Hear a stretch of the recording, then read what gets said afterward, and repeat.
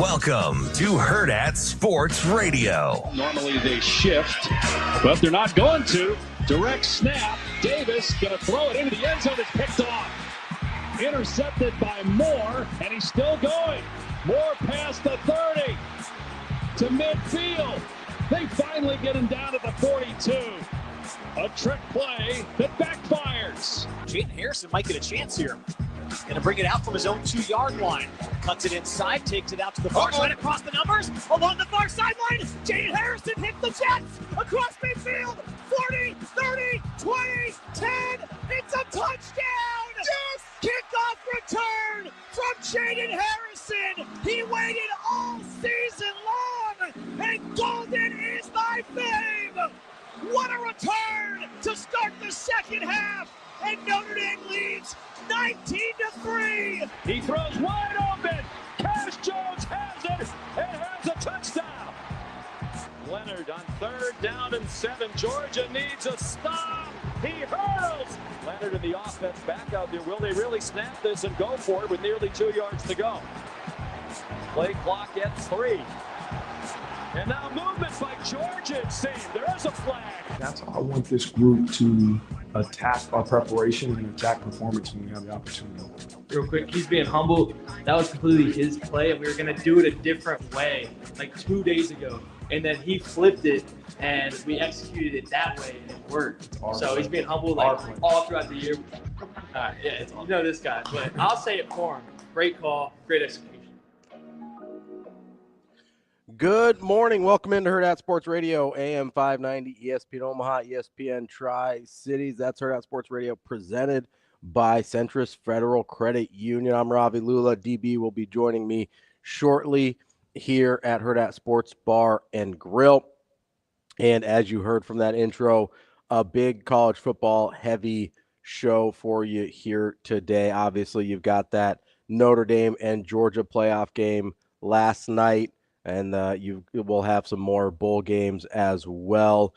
Just coming up on the show today, we'll give you a quick rundown. Got Tim Verghese from inside Nebraska. Lots going on in the transfer portal for the Huskers. They've got a bunch of visitors coming in this week.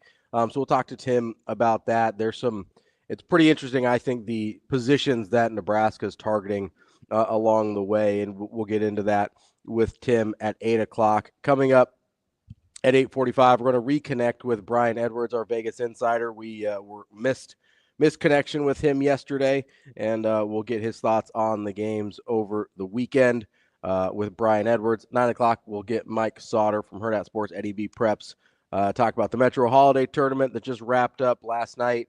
I'm sure lots going on there with Papio South knocking off Westside for that Metro Championship on the boys' side, and Millard West knocking off Millard North for the Holiday Championship on the girls' side. And then we'll wrap up the show, as we always do, with our guy, Matt Vrzal, from former Husker and owner of Paisans Pizzeria. He'll wrap up the show, wrap up our short return week to the airwaves. But, of course, we've got to start with Notre Dame and Georgia. I don't know if you remember, Shane, I did guarantee a Notre Dame victory yesterday. I remember that. That was a thing that I did. I said Notre Dame will win this football game, and they did. It was a little ugly in terms of just the way Notre Dame goes about their business, but pretty dominant fashion.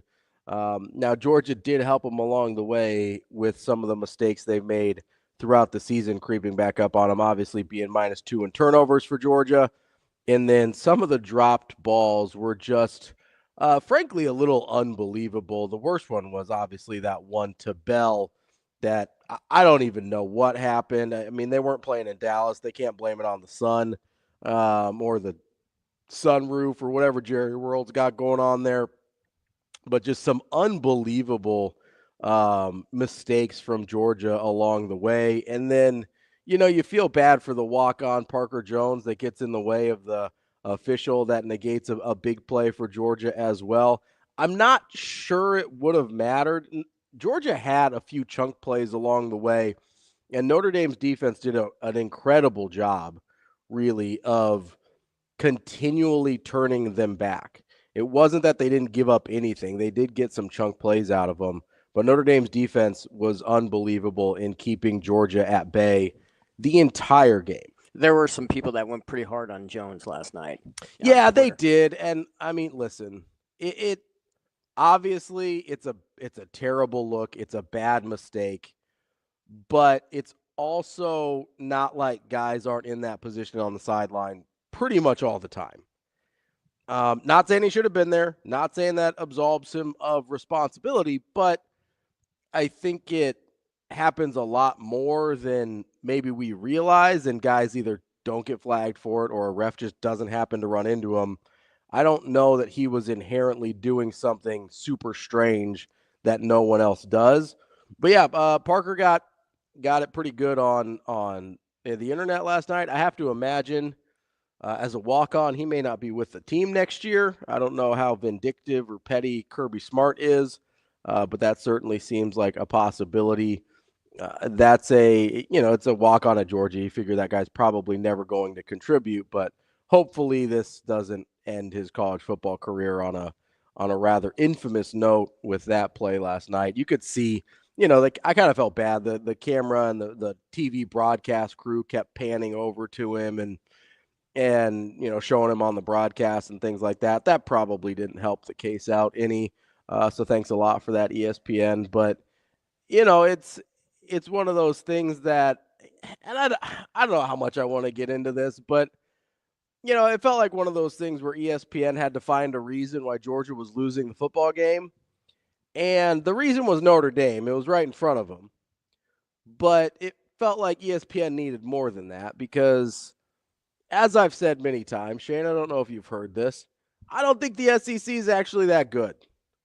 Now, Georgia's one of the teams I did think was good, and with Carson Beck, maybe that's a little bit different of a ball game, but I didn't think Gunnar Stockton played poorly by any means.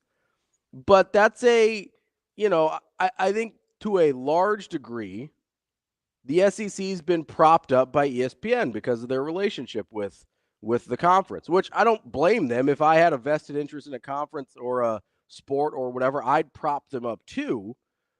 But I think it has dramatically changed the perception of what the SEC really is. And the fact is, the SEC, for most of this stretch that we've thought that they were crazy dominant, the truth is the SEC has been like most other good leagues throughout most of the history of college football. And that is they've usually got a couple good teams, and then everybody else kind of goes through phases, right? We saw it. We see it with the Big Ten. Ohio State's up. Michigan comes up. Penn State comes up some. You have different teams sort of have their turns at the top next to either Ohio State or Michigan or whoever. But it kind of rotates. You got about two good teams at the top, and then, Minnesota has a nice year. And, that's weird. Northwestern made the conference championship game. And, Iowa had an 11-win season. That's kind of what just happened. You want to go back in the day to the Big Eight, it was the same thing with Nebraska and Oklahoma. Nebraska and Oklahoma were great. Everybody else was crap. And then every once in a while you had, Colorado's good now. Or, Kansas State's coming up a little bit. You had Kansas had a nice couple seasons in the 90s there. Iowa State has this random one-off 9-win year. That's just kind of how it goes in conferences. But for some reason, we've gotten this idea in our head, despite the fact that the SEC's had some truly terrible teams at the bottom of their conference, that it's just so impossible to navigate an SEC schedule. There's two things that have given us this perception about the SEC. One of them is ESPN propping them up. And the other one's the fact that Nick Saban, the best football coach in college history, was living in your conference. That's what made the SEC seem unbeatable. It was not an SEC thing. It was a Nick Saban thing. And most of these I was looking at it last night because I was preparing for, my SEC is a Ponzi scheme thing that I like to do, which it's not a bit. I really believe it's true.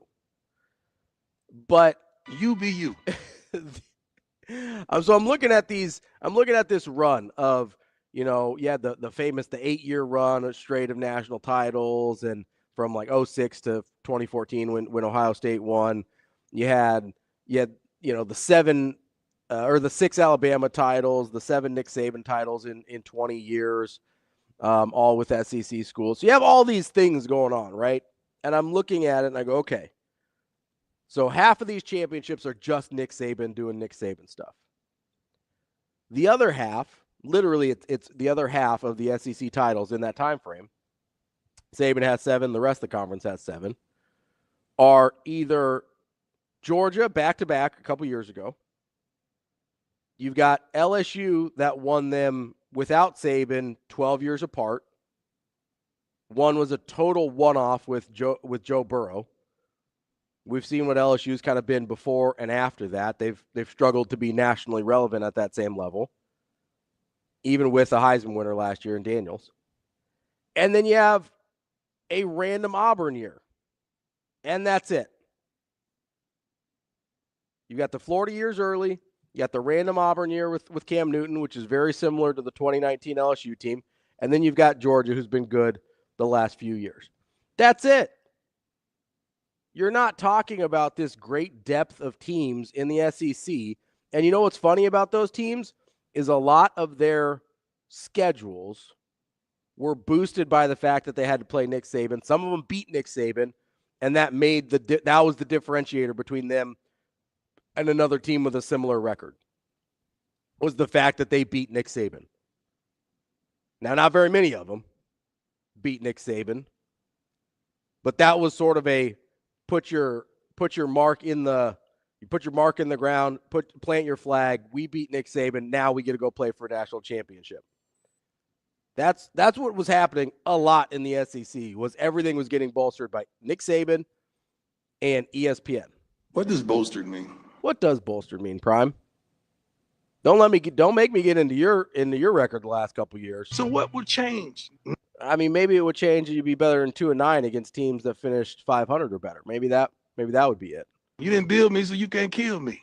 I'm not gonna kill you. I'm just gonna tell you what your record is against teams with a winning record. It's not very good. It's not great, Prime, as we saw against BYU.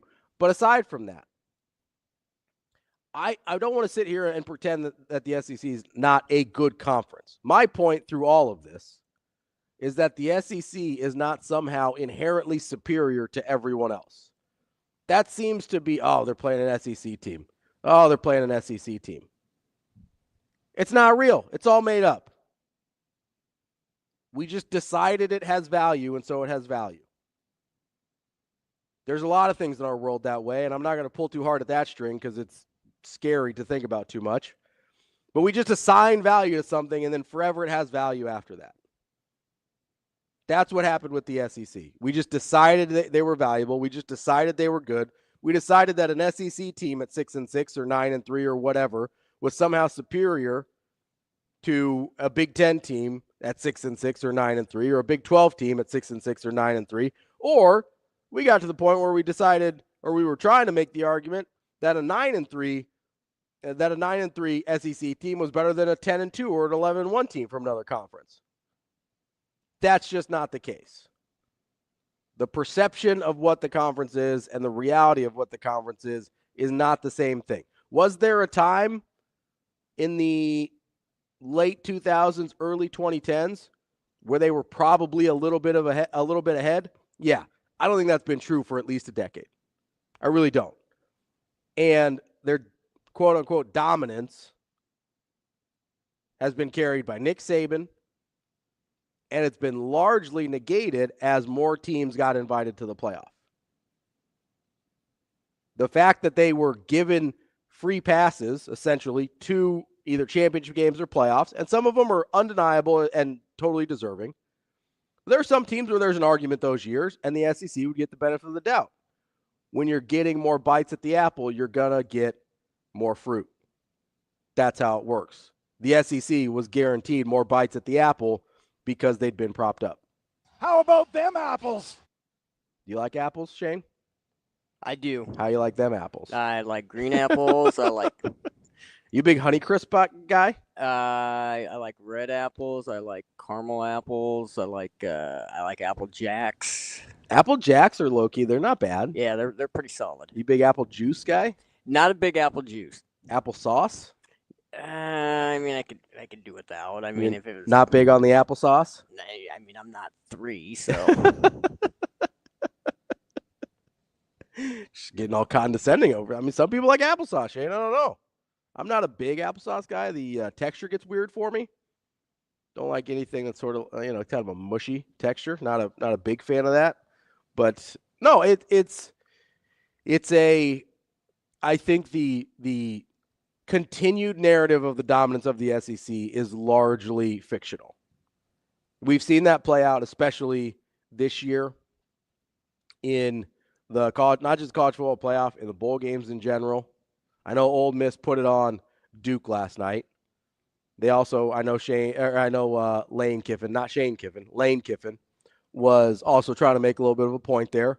He was continuing to score late, and Jackson Dart was in that game way after he should have been. We'll leave that alone. I love Lane Kiffin, but, it felt like he was trying to get a point across about the SEC getting snubbed for a second ACC team. I put snubbed in quotation marks there. They did get 3 teams in. ACC got 2 teams. He made a comment during the broadcast, oh, look at that, we're playing an ACC team, and they were beating their heads in. Yeah, maybe Ole Miss is just better than Duke. Maybe that's a thing. Also, in these bowl games, motivation is a big deal. If you can figure out which team actually wants to be there, you'll go a long way in figuring out which team's going to win. I think Ole Miss, because of how they feel about, and it's kind of funny because Ole Miss was not even next in line for the SEC.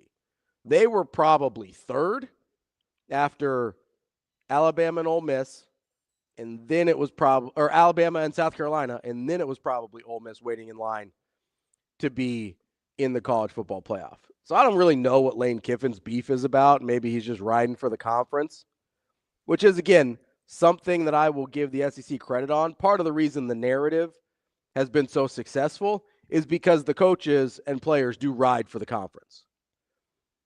And anytime they get a chance, we play in the toughest conference in the country. We play in the best conference in the country. No weeks off in the SEC, except for that week in November where you play some FCS team because you play 1 fewer conference games than everybody else. That one's kind of a week off, but we're going to ignore that one. We're going to ignore the fact that you don't really schedule that difficult because you're like, oh, man, we got to play an SEC schedule. Guess what? Big Ten schedule is pretty brutal too. Big Ten schedule is not easy either. I'm not going to sit here and try and tell you that the ACC and the Big 12 always hold up their end of the bargain, although Arizona State would like a word with Texas. I will tell you that the SEC, top to bottom, Texas is a powerful player. Might have more talent, not any better than the Big Ten. I had this discussion with our buddy Adam McClintock from Matrix Analytical. The SEC, on average, consistently out-recruits everybody else, including the Big Ten. The Big Ten second. The Big Ten coaching is so much better than the SEC that the results basically even out. That's what the numbers tell you over the last, I believe it was 10 years. The SEC consistently gets better talent. The Big Ten consistently gets better coaching. It basically ends up even. The conferences are not largely different. They look different, but in terms of quality of football, they are not largely different anymore. There may have been a time where that was true. That time has passed a very long time ago. And we saw essentially, I know Notre Dame is not officially a Big Ten team. I think we kind of honorarily think of them as a Big Ten team. They certainly played a Big Ten style of football last night and did not allow Georgia to get anything done whatsoever. I'll take it. I feel good about because obviously I guaranteed a Notre Dame victory. I picked Notre Dame to win the national championship. I'd like to see their offense get going a little bit more, although I do think Penn State can be a really good matchup for them. I'd like to see their offense get going a little bit more, but that's a Big Ten style football team that put it on Georgia. Put it on your SEC champion, Georgia Bulldogs. That's a I think a pretty damning statement for the SEC. I also, and Kirby Smart said this after the game, there's been this story about, it was bad to have a bye game, and it was bad to, it was bad seeding, first of all. Somebody asked me that on Twitter after I put out my obligatory SEC is a Ponzi scheme tweet last night. Somebody asked if I thought they were going to fix the seeding. I do. I think as soon as next year, it's going to be the top 4 teams get your buys. And then the conference champions, maybe you get a guaranteed home site as a conference champion in the first round. I don't think you can get guaranteed a bye moving forward because Arizona State and Boise State were both double-digit underdogs in those games. Notre Dame was a 1-point favorite, but that was a pick 'em, and with Carson Beck, it's probably a different line, and maybe it's a different game, but it's certainly a different line. But as Kirby Smart said, and I'll give him credit, two of those teams were just not as good as the other ones in Arizona State and Boise State. Arizona State absolutely had an opportunity to win, and that would have been perfect because then we would have 0 SEC teams in the Final Four and the semifinals of college football. But as is, I'll take it. We've got 3 Northern teams, and then you've got Texas, who was in the Big 12 until, I believe, July 1st. So the SEC all of a sudden is going to be clamoring to embrace Texas if they're the only ones carrying the water for the conference. And it's going to be pretty funny because most of them thought that Texas wouldn't be able to hack it in the SEC in their first year. They thought it was going to look a lot more like Oklahoma than it did for Texas. So that'll be an interesting thing I'm looking at as well, is to see how quickly the SEC honks around the country decide they want to embrace Texas all of a sudden as, oh, we've got this great SEC team, this great SEC champion. It's kind of like when Nebraska came into the Big Ten, and all of a sudden you're seeing these Nebraska games from the 90s on BTN Classics, and you're like, I definitely don't remember this classic Big Ten game with Nebraska and USC, Nebraska and Miami in 1995, 1994. Oh, okay, yeah, that's definitely, I remember that being a Big Ten team. It's okay. I understand embracing new teams in your conference, but it's going to be really funny when the SEC starts asking Texas to carry the banner, carry the flag for the conference, where I think that a lot of SEC teams weren't necessarily thrilled about Texas joining the conference, and a lot of SEC fans were a little smug about Texas's chances to dominate in the conference as well. Oh, how are the older guys going to take it? How are the older guys going to take it? That's the million-dollar question. We will see we will get into that and much more. We'll have more college football throughout the day as well. It's a busy weekend. It's a busy time of year. Creighton plays Marquette tonight. They go up to Milwaukee to go face the top 10 team, the best team in the Big East right now. That's going to be an interesting one. I've got some concerns about Creighton and kind of the way they're playing right now. I'll be interested to see how they approach this game because you always have concerns. I do. You're a very concerning person. I'm a little nervous, Nelly, with the teams that I like. So I'll admit that. But I think we'll learn a lot about Creighton today. I think we'll learn a lot about them tonight when they go up to Milwaukee and face Marquette in that top 10 matchup. What you'll also learn about a lot in 1 week from today is the Omaha Supernovas. They open their season with the Atlanta Vibe right here at CHI Health Center on January 10th. Make sure you get to supernovas.com to see the banner raising, to see your defending PVF champion Omaha Supernovas kick off their second season right here in Omaha. That's January 10th. Supernovas.com is the website and the place to get your tickets. That's Shane. I'm Ravi. This is Hurrdat Sports Radio. We'll be back.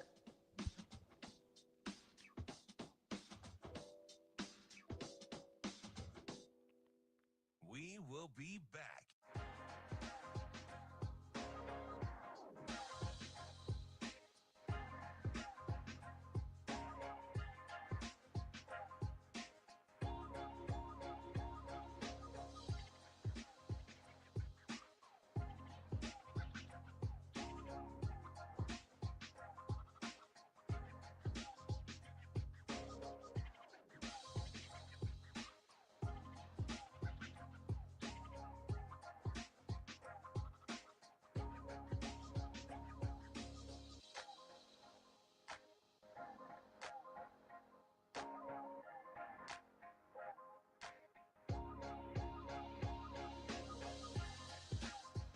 We will be back.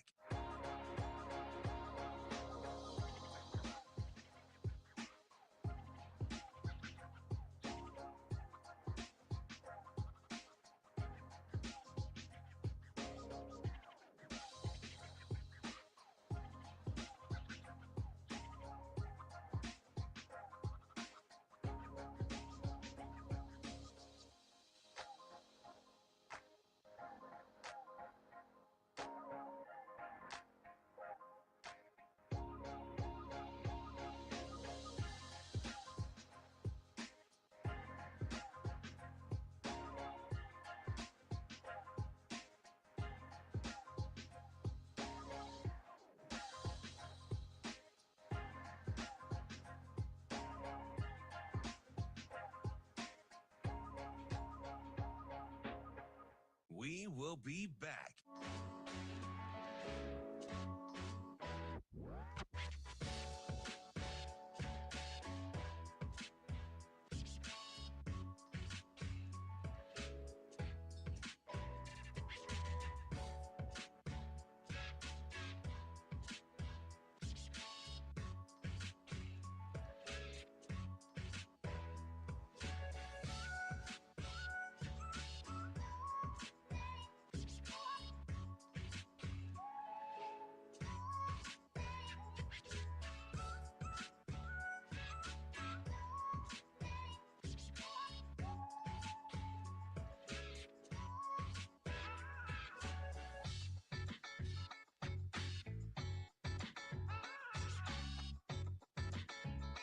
We will be back.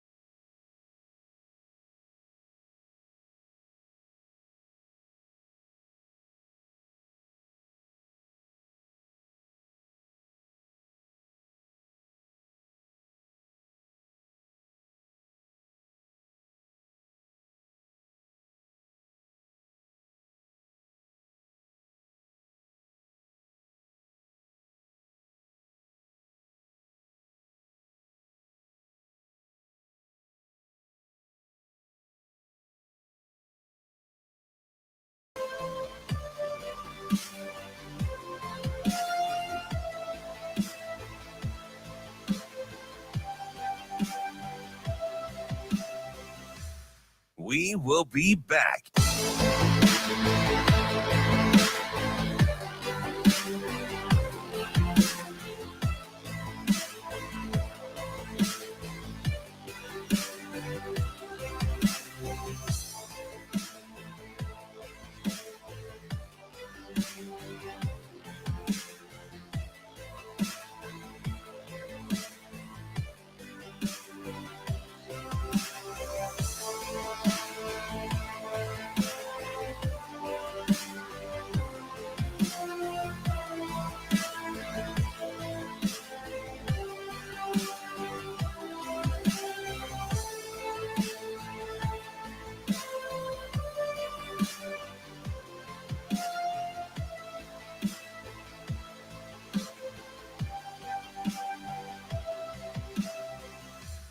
We will be back.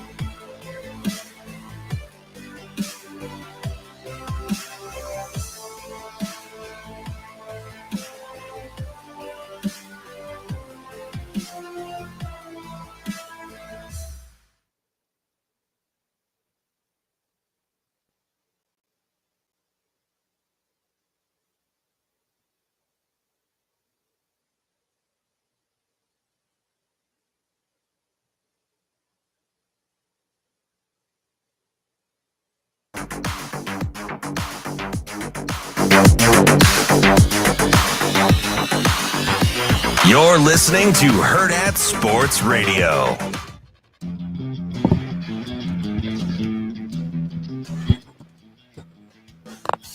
Wrapping up hour number 1 here on Hurrdat Sports Radio, AM 590, ESPN Omaha, ESPN Tri-Cities. We're live here at Hurrdat Sports Bar and Grill. Shane, how you doing this morning? I was rude. I didn't ask. I apologize. Oh, that's okay. But I think we got the stream audio back, so life is better now. We're like Damon's on his way, so life will be better. We got, I'm doing pretty good. Life will be better. Why, you don't like just hanging out with me, Shane? I didn't. I see how it is. I see how it is, Shane. Okay. Is it because I'm? No, I like hanging out with you because you're a very concerning person. Because you're always thinking of me. So I am always thinking of you, Shane. I'm trying to make your life easier. I'm always worried about your Raiders and what they're doing with their lives. Good morning again. How the most ironic thing here is that when you grew up, being a Raiders fan was probably like a little bit of a bandwagon thing. Like, I'm not hating on you, but they were really good back then, right? At the time, the AFC West was the hot section. Yeah. Like. So when did Chiefs, you start liking the Chargers, the Broncos, and the Raiders? When did you start liking all the them? popular teams in the early 80s? When did you start liking so it was like the early 80s you started liking them? Yeah. So the 80s was a good decade for the Raiders, right? The 80s was a good decade all around for the AFC West. Although less so for the Chiefs. The Chiefs weren't great in the 80s. No, they weren't, and so I like that too. I mean, that was a good time. Bro, you need to get your hands warmed up a little bit. So Shane, how ironic is it that after being a Raiders fan and they were good when you started liking them, that Detroit's now like the team of yours that actually gives you a chance? And and if you like Detroit, that's cool. I mean, they are probably the bandwagon team, and that's fine. Although you started liking them when they were bad. Yeah, but I used to not like it when people like bandwagon teams like that. But I wish everybody would bandwagon onto the Raiders. Can I ask because something since that was the irresponsible one this morning? It's so much better when everybody likes the team. Like when's a good time to like a bandwagon team in the 70s and 80s? When's a good time? Yeah. Like what team? I can tell you the perfect one, the Chicago Bulls. That was the ultimate bandwagon team of the 80s. So like what if you're a little kid? See, that's why I give people leeway on the bandwagon. Me too. Like we just throw that around. Like people. That's why I said they like to gatekeep bad teams. Like, well, I'm a Browns fan because they've never been good. So, like, if they got good, you'd be gone. I just don't. I don't ever understand that. I also something has to draw you to them, right? Well, so that's the other thing is, it's like, okay, so you just want people to. Do you not like football then? Like you don't like good football because you root for bad teams? Yeah, I've never understood that. That's why. Now, like if I was 35, sure, or 28, or like and I liked such and such a team, but then Golden State started. Like I was a Phoenix Suns guy. Yeah. And then Golden State started winning. I'm like, oh man, I like Golden State now. Yeah. Like I could see, but I don't know, man. Like, so if you're like Shane's age and you start liking the Lions out of nowhere, but they were bad. Well, the 70s and the 80s did happen for the Raiders. Yeah. And that's when I started liking them. I don't have a problem with the bandwagon because every team that I like, you could look at and be like, oh, he's a bandwagon fan. I used to have a really, really good friend, rest his soul, Nitty Gambier, huge Cleveland Browns fan. Yep.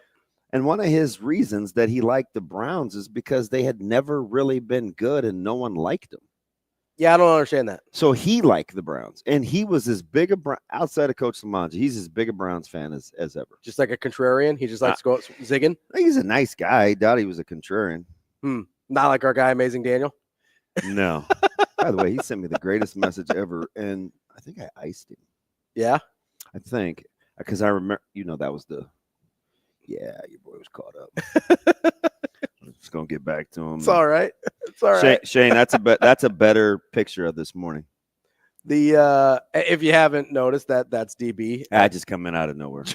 He just drops in like a little paratrooper in the Hurrdat Sports Bar and Grill. He's here. He's here. How you doing this morning, DB? I'm good, man. I'm good. Just out here, literally. Literally, man. I'm still traumatized over just I don't know, man. This last night. Yeah. Oh yeah. Yeah. Notre Dame? Yeah. Yeah. What's traumatizing you? I can't believe that that's the same team that lost to Northern Illinois due to being emotionally ill prepared. Yeah. Not that you can anybody is capable of losing. Yeah. But the way that they lost, where they just were not ready, present, ill prepared, blows my mind, because that's about as well coached a football team as you're going to see. That might be the most prepared team I've ever seen. It was unbelievable. Yeah. It's just like from the special team stuff to like the game, the whole thing. The next man up, what they're willing to do to win. Like that's as well coached a team as there is. Yeah. And I don't know, man. I wasn't mad. I knew what Kirby was saying last night about the punt deal. Yeah. Because I think you have to, without continuous play, I think all 11 guys have to stay. You can't have all 11 guys switch off the field at one time. I'm like 90. There's a little technicality in the rule about continuous play, but I don't know if that would be considered continuous play, because you can do it as long as the ball is live. You should be good. Yeah. Did the center touch the ball? I don't know. See, that's what so I had to go back. So if he touches the ball, it's illegal? Yeah. Okay. If he doesn't touch the ball, you can do whatever you want. Then he's good. I mean, if you He touched it. I didn't go back and look because I didn't know that rule. Yeah. Did you go back and look? No, I didn't, because I was talking about it with Coach Frank, clearly. Yeah. He's your rules guy. Well, even he hadn't seen it. Yeah. But he was funny though, because in very Coach Frank ways, he goes, "Well, it's not a high school thing, so I'm not going to say I know it all." Basically, to say if it was a high school rule, that he'd have known it. Yes. And there's a pretty good chance he knows it anyway. But yeah, but regardless of the technicality, because most people are very slow to respond to actually what happened, because I don't think they know the rule. Just the stones to even act like you're going to go for it. Yeah. Because even if the free world thinks, oh, they're not going to snap it, because that was like the low hanging fruit that everybody. Oh, they were never going to snap it. They weren't going to snap it. Well, no kidding. Like the point of it is the execution of it. 100%. And then not just the execution of the switching the teams, But then the execution of when that guy jumps offside. Yeah. That everybody knows snap it. Your centers, it has presence of mind to snap it. And not just the center, but Riley Leonard's ready. And then the receiver took off. Yeah. Like you need a bunch of people knowing what's going on. You definitely had to have practiced that. Yes. And there's a part of me because of that thinks they were going to snap it. Yeah. And how about how they just have like random step up? Yeah. That's being well coached. They had their best defensive lineman going into the game, didn't play. One of their best defensive linemen that was left got hurt in the game. Xavier Watts, their best defensive player who won defensive MVP, missed a chunk of the game with a shoulder. No. Love got injured. The guy that I was fawning over yesterday got injured in the game, wasn't really a factor. And none of it mattered. Literally none of it mattered. You know, Riley Leonard throws for 90 yards. Yeah, they did just enough on that offense is not good. It's a little rough. That's my one concern moving forward is like, are they going to be able to move the ball enough against good teams? I mean, Georgia had the same scouting report we did, right? Yeah. What I like went ad nauseum. You've got one wide receiver. His name is Faison. Yep. Stop Faison. Can you not allow him to beat you and figure out what you're going to do with the quarterback run game? Like that was it. And they couldn't ever figure out the quarterback run game. It was untimely. Yeah. I felt like they had it kind of figured out. It was just it was just but that's the thing about quarterback run game, right? It is. You just never know. It's not the guy that goes for 200 every game. It's when he goes for 7 or 8. Well, and it's which again we talked about yesterday, right? Riley Leonard is your 7 or 8 yards that kills you, guy. Mm-hmm. And the thing with quarterback run game is you have to be disciplined every time. Yep. That's the tricky part about it, right? Is you can stop them for 2.5 quarters, but what happened late? Every time Notre Dame needed a first down, Riley Leonard around the outside, Riley Leonard up the middle. And Georgia can't catch. They can't catch the football. God, it's just I don't know how you recruit all those good players. None of them can catch and everybody the football. talked about their offensive line all year, and they had some issues, right? And then they had a guy missing too. They had a few issues with elite defensive linemen. Mm-hmm. They can't catch though. Yeah, that's a problem. That's their thing. Like what'd you ask me yesterday about Georgia's or Notre Dame secondary? Who's Georgia going to throw to? Yeah. Well, they can throw to anybody they want. Those guys drop balls all year. Led the country. All year they drop balls. Yeah. I'm like, I'm You could not be more open than Bell was. I don't even know what happened. So, he's interesting. Yeah. I watched him again, go all the way back to Clemson, like how and they got him the ball and it's like on ends around and little gimmick play. He's not a natural pass catcher. Mm-hmm. Even the one he dropped his hands, his thumbs were the wrong direction down on a ball that was up above his waist. It's gotta be right here. It's just it's like that ball. I mean, that ball was like chest high, right? Like it was really balls up, thumbs up. Yeah, like it's just little. I mean, I just don't even know. Like, it's not like I'd never been like I didn't play wide receiver ever. But that's just how you naturally. You look like you're super fleet of foot, though. You weren't catching the rock.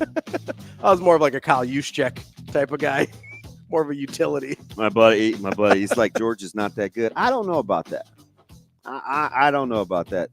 They were overwhelmed on the offensive line and found a way to hang in there. Yeah. Like Georgia's not as good as they have been, but they're pretty good. They're still probably one of the 4 best teams in the country. Yeah, I'm 4 or 5. Yeah. Not far outside of that.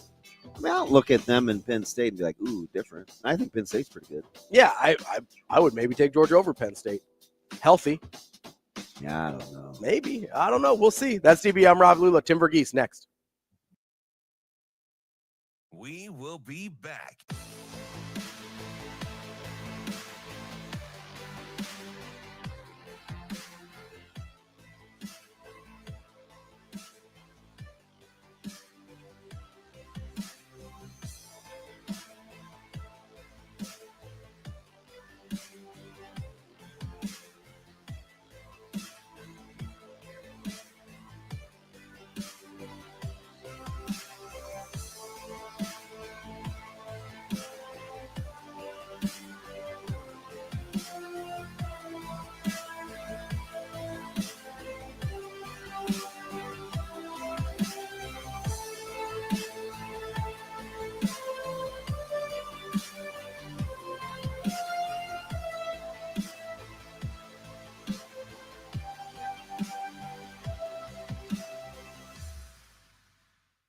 We will be back.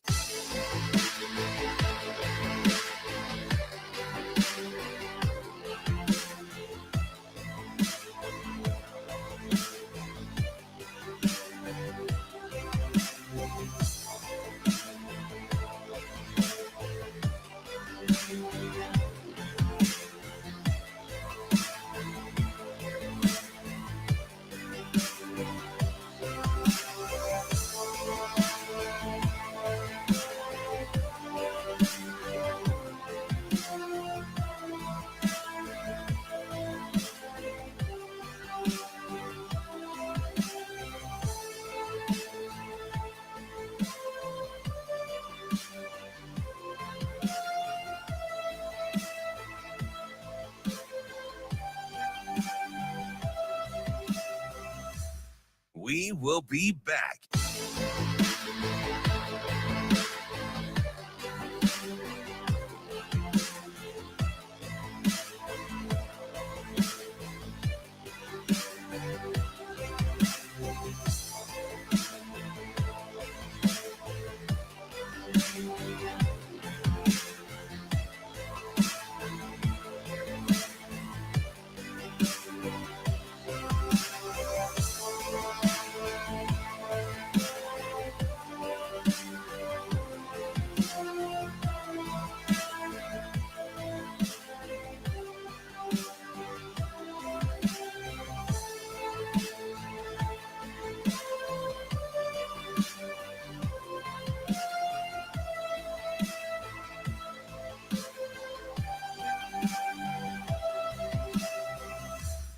We will be back.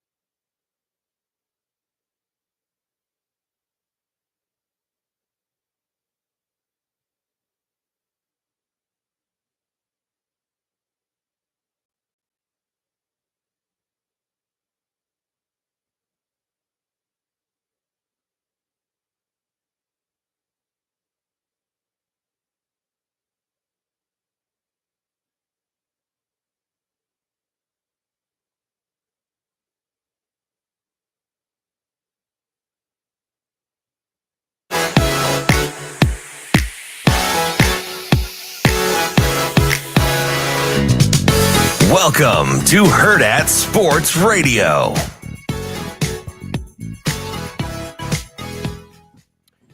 Kicking off hour number 2 here on Hurrdat Sports Radio, presented by Centrist Federal Credit Union. That's DB. I'm Ravi Lulla, and we are joined now by our friend Tim Verghese from inside Nebraska. Tim, what's going on, man? Hey, not too much. How about y'all? Can y'all hear me okay? TV, yeah. It's a song for you youngins called Alive and Kicking. And you are alive and kicking. I don't even know who sings it. Shane, who sings that song? Do you know? I do not. NXS. It's one of those bands that Shane probably would have liked when he was little with long hair. Flock of Seagulls. I don't know. You're gonna have to give Tim your music list. He was looking for recommendations. Oh, TV, man. I got about 16 playlists. What do you like, Tim? I listen to everything. So that's why I just like fresh sounds. I like, stuff that means something. I listen to all of it. Are you a lyrics guy? Big lyrics guy, TV? Weirdly, no. Like because I grew up a musician. I played drums growing up, so I've always been just more a little percussionist. You. That's nice. So do you just sometimes sit around and you're just like, or so you tapping all the time? Yeah, all the time. Like if I'm driving, yeah, it gets on people's nerves. But when I drive, yeah, I was gonna say you'd have to move out. Yeah. I'm like that. You know that little deal that I do like on the walls and stuff where I just do beats. Yeah, it drives people crazy. Or I get out. So TV, how a level of surprise. I told this to Ravi, and it's not that Notre Dame lost to Northern Illinois. right? Teams, they stubbed their toe. It's that they looked so ill prepared when I know that's about as well coached a team, at least this year, maybe that I've seen. Like the contrast from being so ill prepared against Northern Illinois to their level of execution the last half of this season has been incredible. Yeah, it's weird. It's like when you go back and look over the course of the season, that feels like the one game for them that's completely out of character. And you compare that to a couple other teams like, hey, okay, like Indiana, there's individual games you can point to and be like, okay, well, this felt like an aberration. This felt like a little bit of fools. Yeah. Right. But it was on the positive end. For Notre Dame, it was like, oh, the one like fools and like type game is like, hey, it's the loss to Northern Illinois, because every other game they've played this year, they have looked like a very well coached team that plays physical up front defensively, that flies around more than anything defensively. Like I love watching them play on the defensive side of the ball right now. And yeah, I think an understated part of all of this is the quiet development of Riley Leonard over the course of the season, and the emergence of Jeremiah Love, who I think is one of the best backs in the country. Tim, is there enough offense with the development of Riley Leonard, and whether or not Love is healthy, is there enough offense for Notre Dame to win a national championship? I don't know about that. I think the way this slate works out, potentially, just because I think, as good as this Ohio State team is, I think that's the team you're looking to beat at this point. I think that's the one. And then, with Penn State and Texas as well, I think there's enough there to bank them defensively. But if you're talking about like, okay, hey, of these four teams that are left, which offense presents you the most trouble? It's Ohio State. But even Ohio State, I think the book is somewhat out on them. And it just ultimately comes down to, can you play NFL level defense, which I think Notre Dame can with the personnel they have. Yeah, it's really interesting. I was so glad to hear Roman Harper say it, because he had some actual courage. I get it, because the last 4 weeks we've heard this fawning over Jeremiah Smith. He's incredible. Don't get me wrong. He's going to make his fair share of contested catches. He's got great body control. He's got all the things you want in a top pick. But I'm reading, he'd be in everybody's top 3 rotation. Yesterday it was he'd be an all-pro. And I'm like, no, he wouldn't, guys. Like, number one, the league has amazing wide receivers. Number two, give yourself a chance by not turning him loose. He would have almost been non-existent against Nebraska for not a blown coverage. And I'm not diminishing that he's elite. He's a great player, but you have to give yourself a chance by accounting for where he is. He just inexplicably gets turned loose. And if that's the case, it gives some credit to Brian Hartline, maybe give some credit to Chip Kelly for play design, because the amount of times Smith is running wide open is incredible. Or is that just me?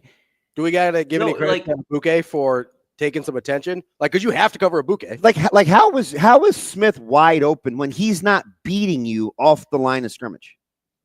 Right. Yeah. It's more than anything. It's like, the Oregon safety group. I mean, that wasn't their best day by any means. What was that? Yeah, exactly. And it's like communicate, like rotate over, again, be accountable for where number 4 is on the field. Like, I feel like that should have been that should have been in the game plan as soon as you realize that's who we were playing in the playoff. Like, hey, like it's Jeremiah Smith. Like, again, like it's a freshman, but that's a guy you need to be accountable for, like where he is on the field. I was stunned by that. I was stunned by Oregon's defensive performance more than anything. I thought there was a world where, hey, especially with Evan Stewart out, the offense wasn't going to be able to keep up or score enough points.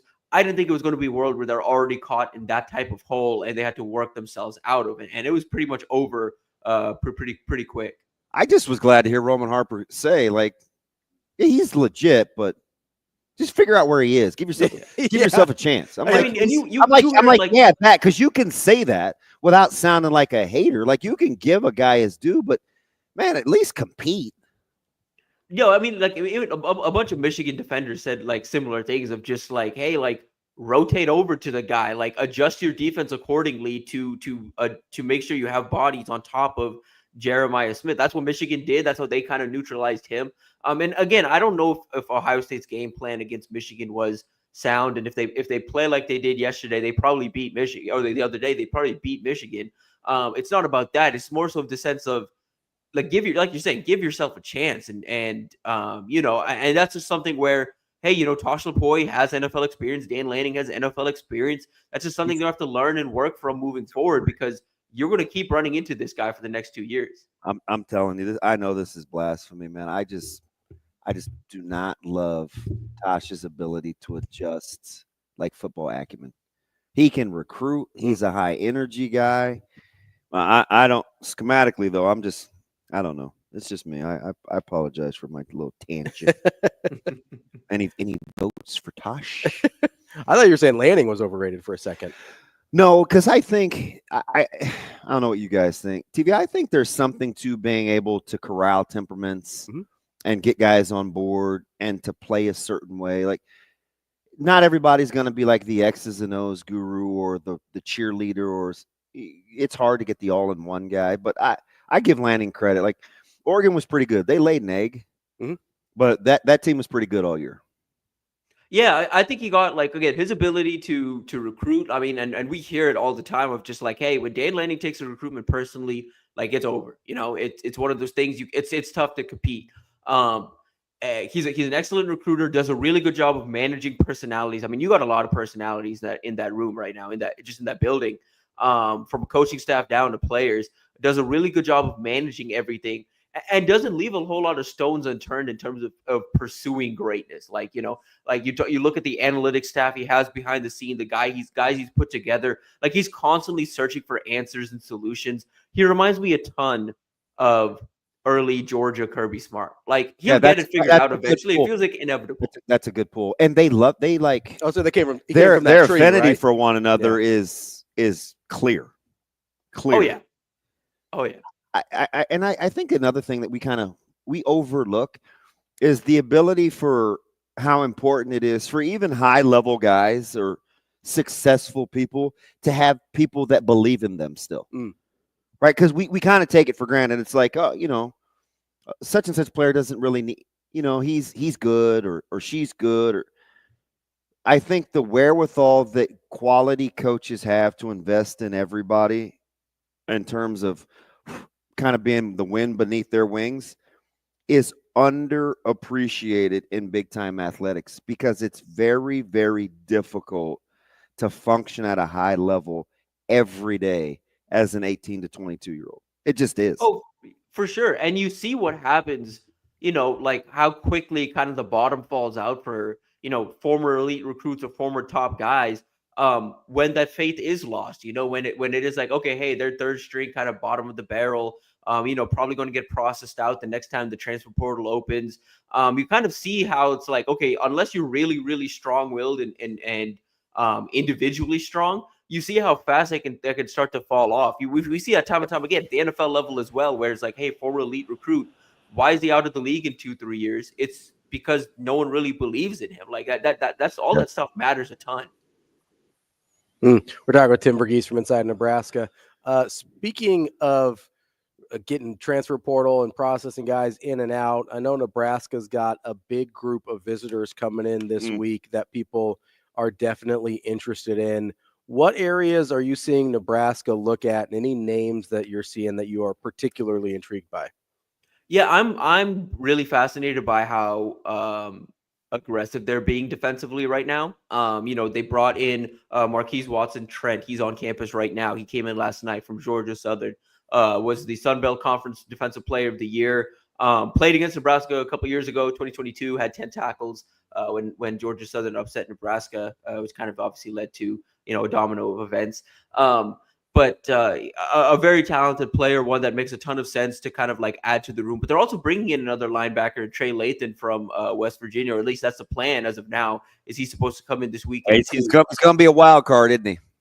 Yeah, and that's the thing. It's like, hey, we're bringing. I thought they have room for one more linebacker. Bringing in two is interesting, but kind of tells you what they think about that room and the depth in there, and kind of what they want to add to it. And then they're being aggressive in the secondary. Obviously, added Andrew Marshall and Justin Rhett over the break.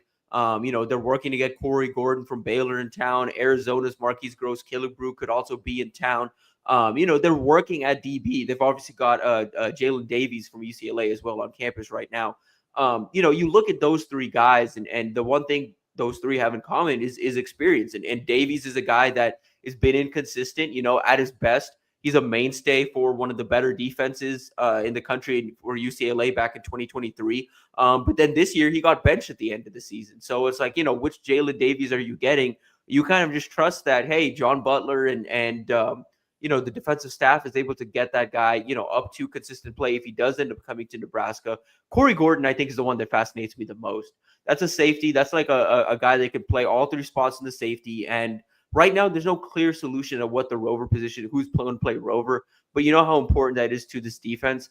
And I think Gordon makes some sense there. But you also just need veterans. You need guys that can fly around at the defense in the back end right now. Corey Gordon's that, because you need, like we said, all season there was an athletic deficit back there. I think Corey can help, kind of minimize that a little bit. Yeah, I think rover is the key as well. Tim, let me ask you about the D-line, because I know I still think, even with the guys that you're describing in the portal, and I don't want to ask a leading question, but with multi-year guys and guys where you could, even with Red at Georgia, right? What's the book? The book is, well, the talented guy, but we've got to get X, Y, and Z, or the consistency. There's still this thing with Nebraska, even through the portal, where there's a development piece to it. Can you build through the portal, with the portal, I should say, and still be of a developmental mindset and be successful? Because none of these guys so far defensively are what you would call a finished, ready-made product. Right. That's, I think, the challenge, and what I'm curious to see, because hypothetically, yes, and I like the strategy, again, hypothetically, of, okay, we get guys in that have multiple years to kind of grow and develop within the same scheme. And we may have struck out, like, Williams and Renard, we struck out on him the first time around. He's entering the portal a little more humble, looking for an opportunity, understanding it kind of has to happen to get this next spot. And so, you kind of bank on, okay, hey, well, Jamar Mosey got the most out of him. Having Jamar on staff will help, keep the pressure on him. You're getting a defensive staff and a defensive line coach that knows what to do with a body like his, with a frame like his. And then, like with Rhett as well, it's another one. It hasn't clicked on for him just yet. Maybe a change of scenery is what he needs, that additional pressure. And then, that's a guy that it's not about this year. It's about, the years to come. Rhett might not be a starter this year, might not even be a rotational player this year, but it's about 2026 and beyond with him. So hypothetically, yes, but at the same time, both of those guys could just ultimately enter the portal at the end of next season. So hypothetically, yeah, you could use it as a portal. And the idea, in my opinion, is over the summer, you get some of those like multi-year portal type guys locked in on multi-year revenue share contracts where they have to give you 2 seasons. And then you kind of go from there. And maybe moving forward, we start to see more and more of that, because when you do get into this revenue sharing business, you can lock in kind of contracts, quote unquote contracts. That's kind of the hope. But I'm curious to see kind of how that goes, because like you're saying, there's not a whole lot of like proven talent outside of an Andrew Marshall on the defensive side of the ball through the portal so far. Yeah, and one thing I think, and I don't know hard numbers, so this is a little bit of speculation on my part. I think one thing Nebraska will do better and continue to have be important to them is they will spend wisely. I don't think this is going to be a deal where this is going to be some catch and grab. And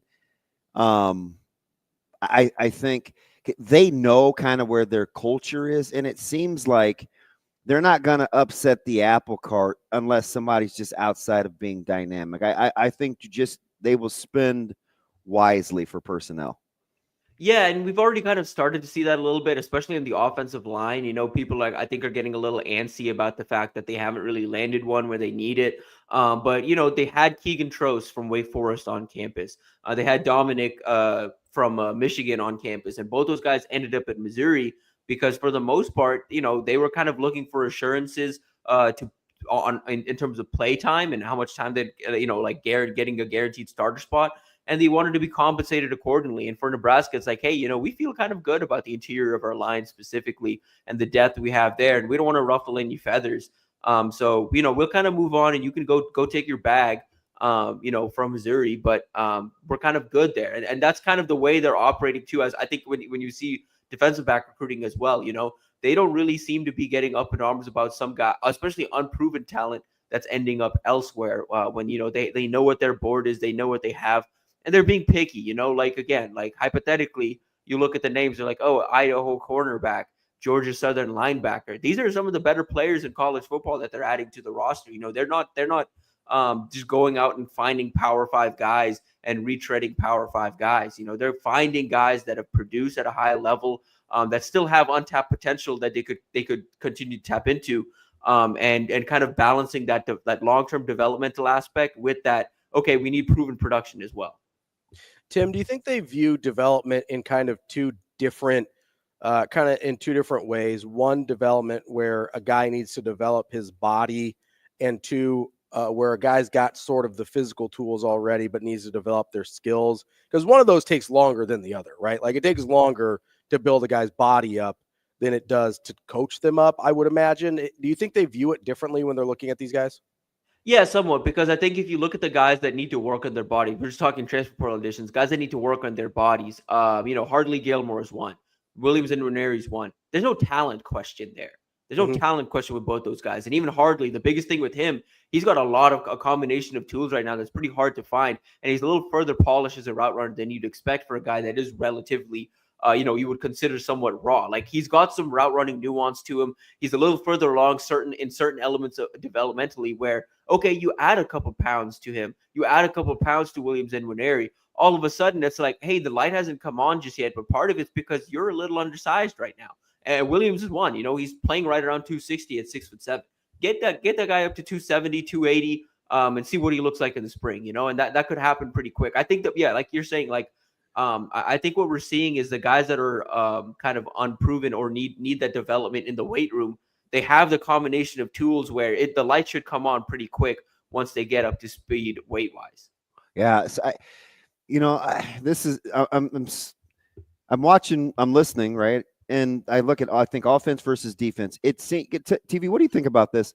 Seems like defensively, there is this supreme confidence in schematics in development, especially now that Coach Rule can spend more time defensively, and he has a confidant over there in Coach Snow. Offensively, it seems like there's got to be this minimum baseline of talent, but you need to be close to a little more ready-made because offense seems more philosophically about more plug and play. Offense seems more plug and play than defense, in my opinion, as I'm looking at and listening to you talk body types and assets. Is that fair or foul?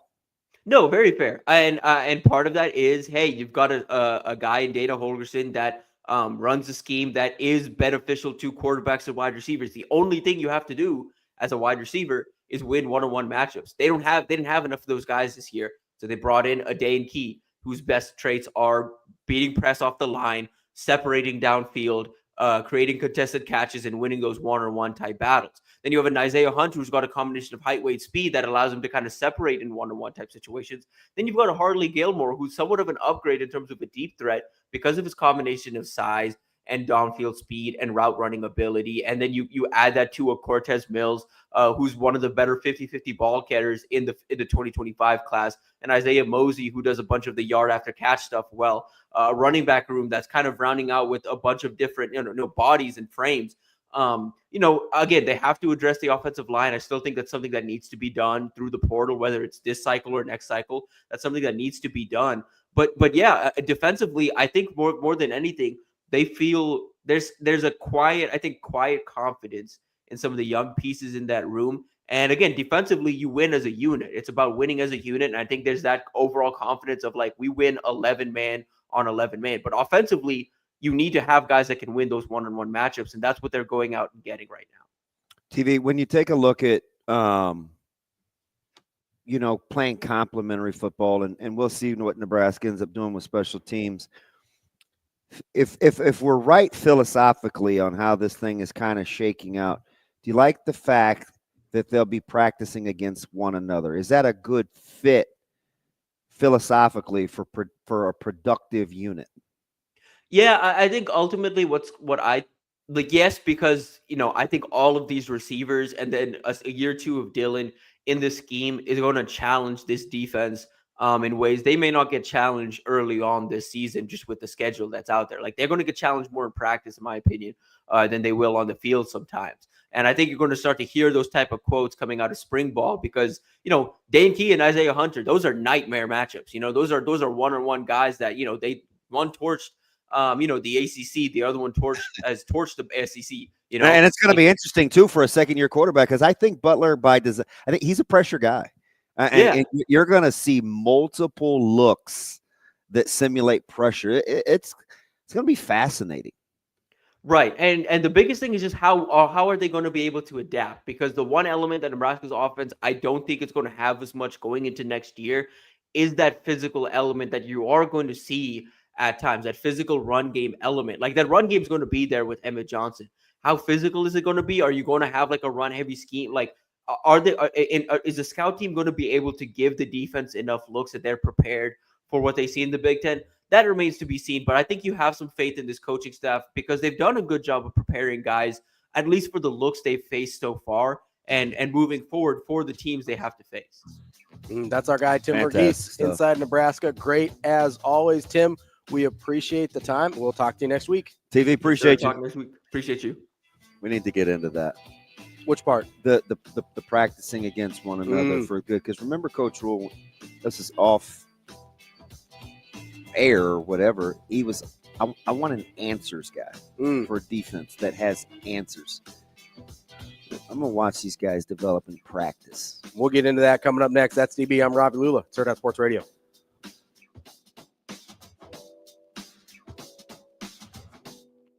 We will be back.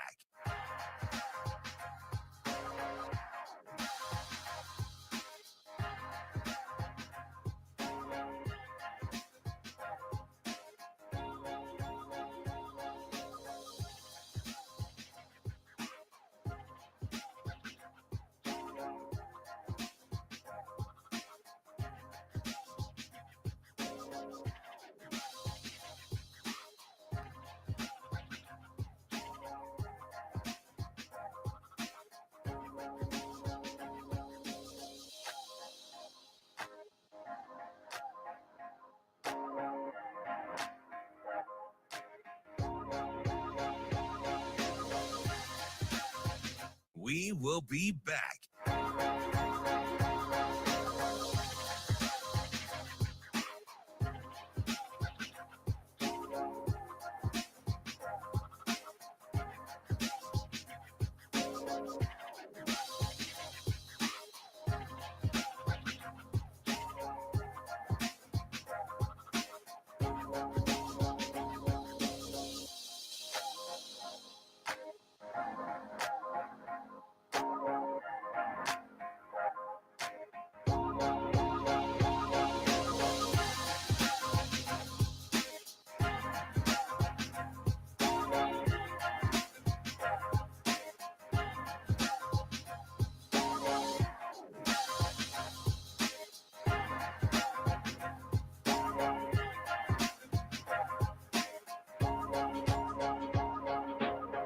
We will be back.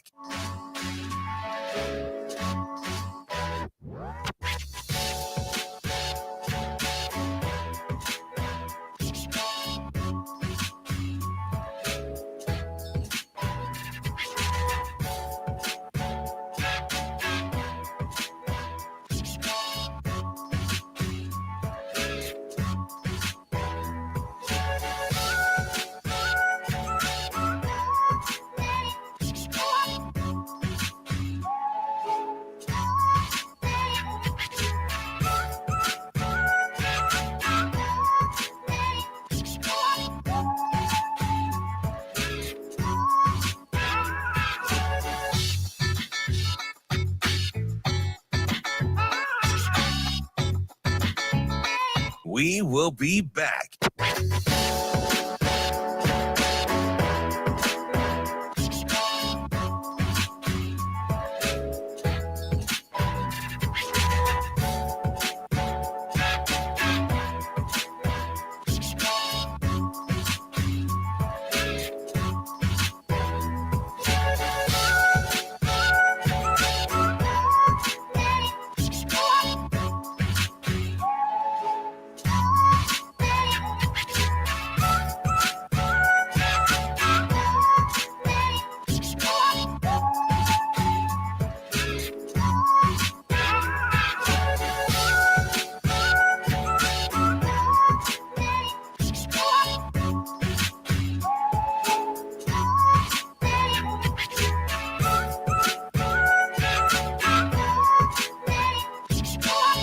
We will be back.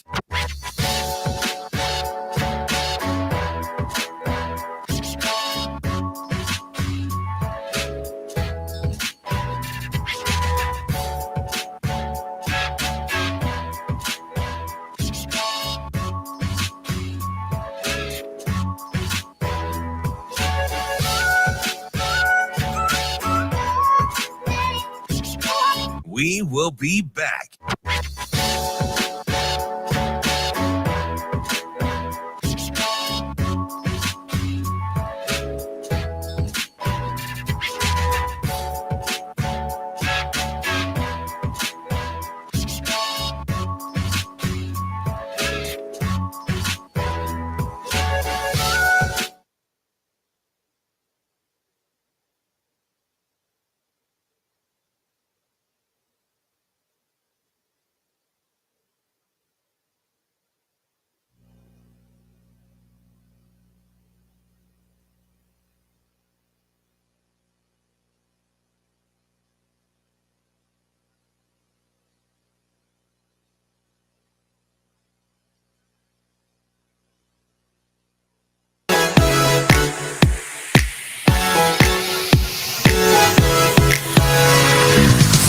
You're listening to Hurrdat Sports Radio. What an opportunity for the Irish. They motion Eli Raridon right to left. Shotgun for Leonard. Takes the snap. Play fake. Looking. Firing. End zone. Touchdown.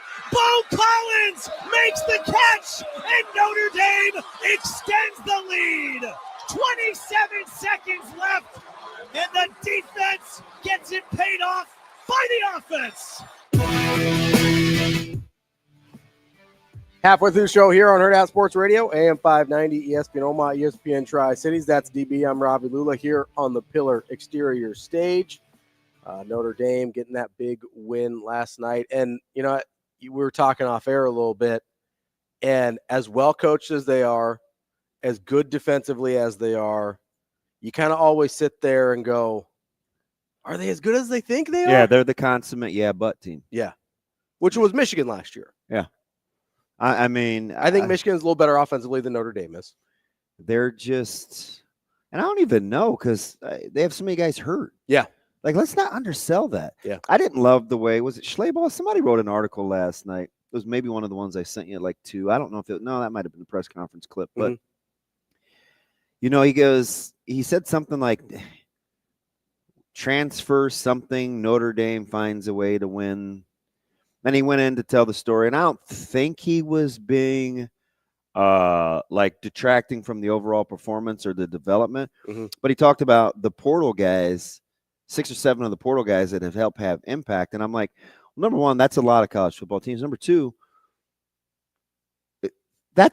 there's something about we missed this whole point all the gosh darn time. There's something about getting guys in to buy into what you're doing. It's not just about having good players. There's lots of coaches that have had lots of good players, and they still can't function at a high level. You think Alabama has better players than Notre Dame this year? Yeah, I think they have better players than Michigan too. Yeah. Right? And for whatever the reason, like the dirty little secret, Michigan had more opt-out guys than Bama. Yeah. Right? So, and I know you like DeBoer, but you can't. I'm concerned this year. You can't just say, like, for teams, well, you know, when they lose, they weren't up for it. And when they win, it's because they're more talented. Like, that doesn't work. Yeah. So we got to stop doing that. Can't have it both ways. There's three things that are the most overrated things in the world. You ready? Yeah. Too much makeup and nail polish. Okay. Grass-fed beef. Okay. And conference affiliation. You definitely have me on the conference affiliation. We're on the same page there. Right? I mean, three of the most overrated things on the planet that people think matter that ultimately don't. Yeah. They don't. Yeah. Conference affiliation doesn't get you anywhere. But people just, you don't like my list? Man, that list It's a pretty good list. The list is solid. I don't know if it's the three most overrated things in the world, although I'll put conference affiliation up there for sure. I did a whole, I don't know if you know this, I do some rants on the SEC every once in a while. Oh, man. But no, yeah, I think there is, it's clear that having the most talent doesn't mean you're going to win the most. Like that's clear. And we're just so dismissive. Do you know it's like the KD Golden State thing? Do you know how many people have tried to win with KD and couldn't? Everybody else. Literally everybody else. It's like this is why KD is my most controversial internally Lulla star, because I don't know what to do with him. I don't know what to do with KD. It's like, I mean, I don't love Dan Campbell in game. Matter of fact, I don't really like him at all. But those guys are gonna play for him. Yeah, and I don't love PJ Fleck. Those guys are gonna play for him. They play for him. Like, now, here's the impressive thing about Marcus Freeman. I do love the way he coaches, and they're going to play for him. So I'm biased when it comes to Freeman. Sure, because I know the most about it. Yes, and I know his approach. I know his sales. You know guys that have been recruited. I know guys that have been recruited by him. So like I'm all in on Freeman, and it's very, very undersold. Mm-hmm. And I'll go back to something. This whole thing came up a year, whatever, with Teddy and going to Notre Dame, and I talked to Coach Rule, and he's like, this won't happen to me again. And Notre Dame came in late on another couple of West Side guys, and so we're going back and forth about Notre Dame and how they recruit. And DJ said something to me I think was really interesting, and it would be easy for him to be bitter, right? Mm-hmm. You're talking about a season ticket holder. Yeah. This guy loves Nebraska.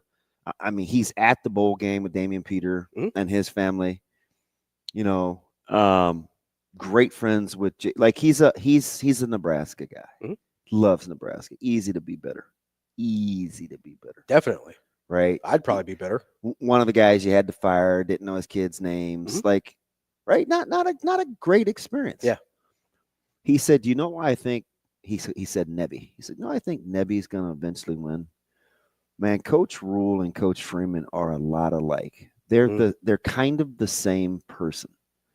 I can hear this, and he would just pull out these clips. Mm-hmm. He's like, when he says this, it's like this, and it's this, and it's like this, and I'm like, dead on. Yeah, like dead on. You're just gonna have to give guys like that some time. And remember, how many times did Notre Dame want to get rid of Freeman? 3. This is year 3, right? And it's 3 different times. It's basically been last year, 2 years ago, and then after Northern Illinois. Yeah, right. So, he was firmly on the hot seat after Northern Illinois. Oh yeah, and I'm not sure there's a better coach team in football right now than Notre Dame. So it's like, is there a young guy you would take over Marcus Freeman in the country? I mean, do I get Golden with him? I mean, no, probably not. But do you trust his ability to find a different Golden? Yeah. Like, it's Freeman and Lanning as far as the guys under 50, right? Yeah, and I would take Dillingham. Over the long haul, I would take Freeman over Lanning. I would too. I think he can burn longer. Yeah. He doesn't rev as high. Yeah. He's a very low key. I think he can burn higher. But I mean, not a better coach team in the country than Notre Dame. I don't that's not a hot take. I don't think. Yeah. I mean, they survived. How many kicks in a row did they miss in the middle of the season? You should have seen their place kicking. I'm always constantly watching those guys just because I'm trying to check out. Yeah. It's like they can't make a field goal. Yeah. Then they'd have to improvise inside the red zone. Mm-hmm. And then I watch him play in the middle 8. And it's like, and Husker X's note last night, he nailed, they're so good in the middle 8. They're the best in the country. Mm-hmm. And what did we see last night? Oh, they won the game. They won the game with an by the way throw-in that wasn't good enough to be a wide receiver. So when they took him from Marshall, they're like, he's fast. Maybe he could just return kicks. Then he gets a key block to spring a third down run to extend the clock. Yep. That's coaching. Yeah. You have to get guys like that to buy in. Yeah. Because you know who famously doesn't really like to block?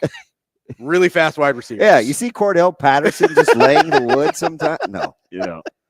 And by the way, Brian, he said I nailed my list. That list is incredible. I didn't disagree with anything on the list. Shane, did you like my list? The world's most overrated things? I wanted to throw in another one, but they would really offend some ladies out there.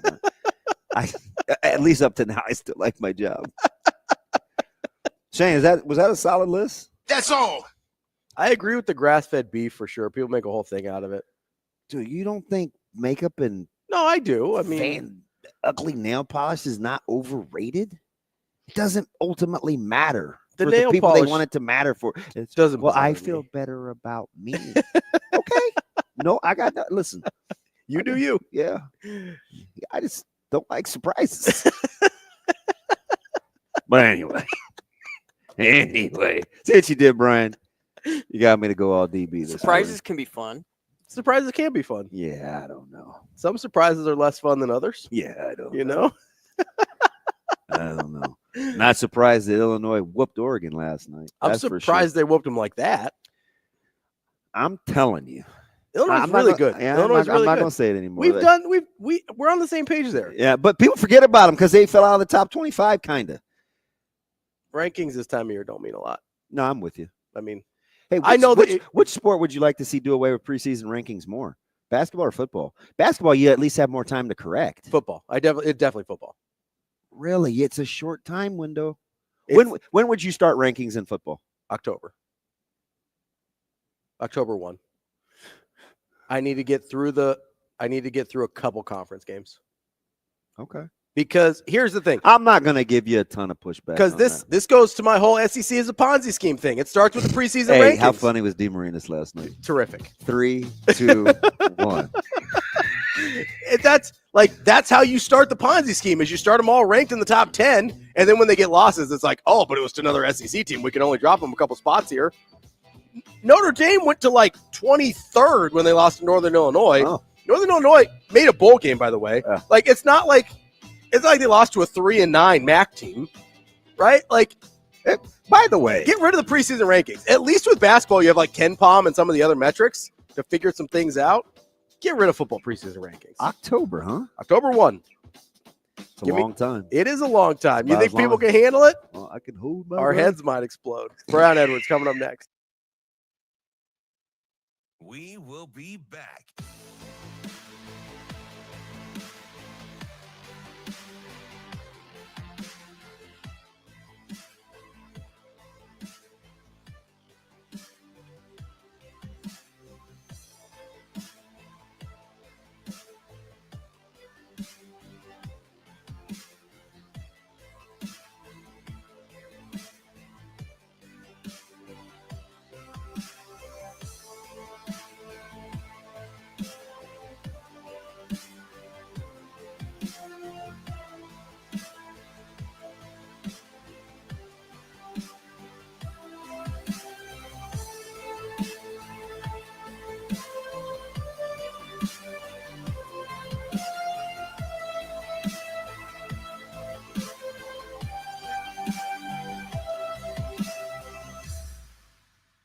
We will be back.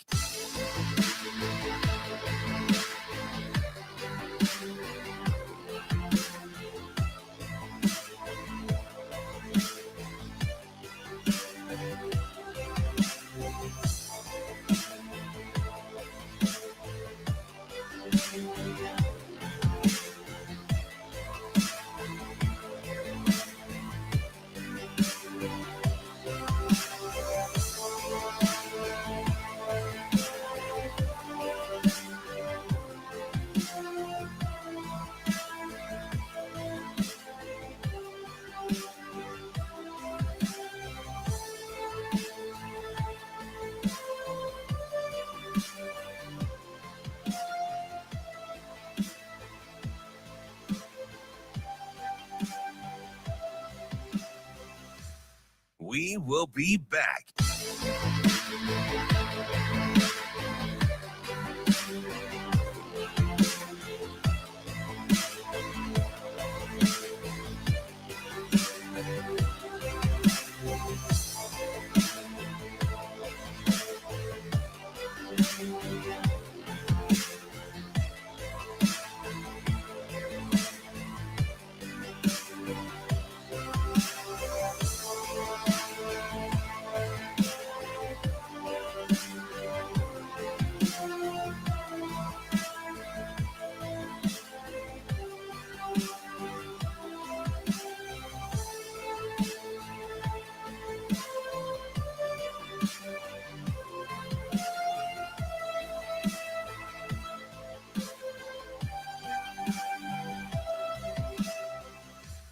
We will be back.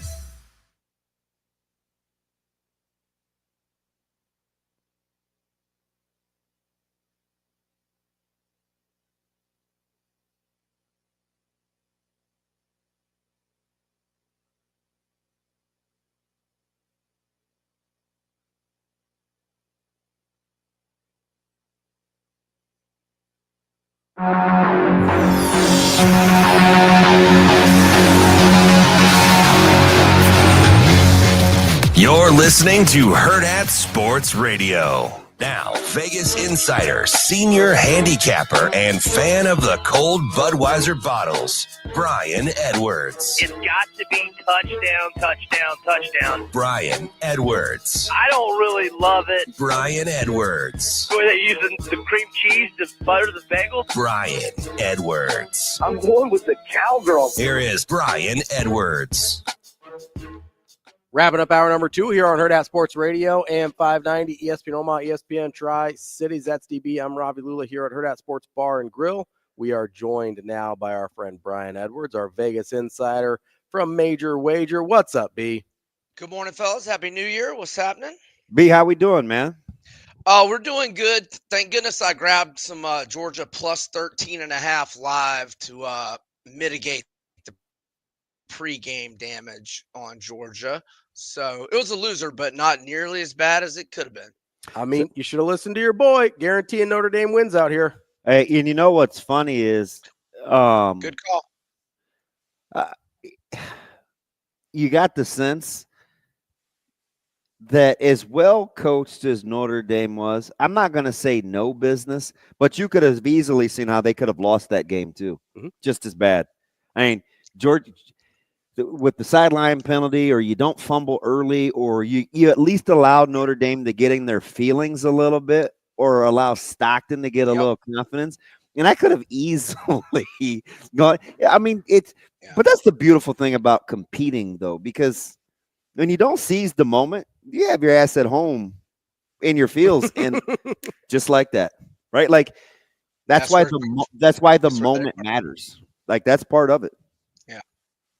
Yeah, ETN's fumble, P. Jones's little deal maybe cost them 4 points.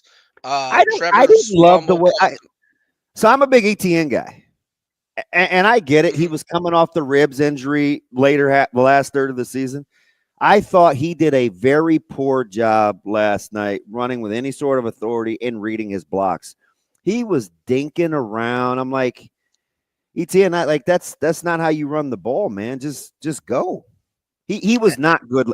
Quietly, he was not good last night, and he's kind of their catalyst. I don't know that it was that quietly not good. You know what I mean? Well, you had to kind of get inside where I was. How he was running. It's like you're just like, why are you dancing? Like just go. Right.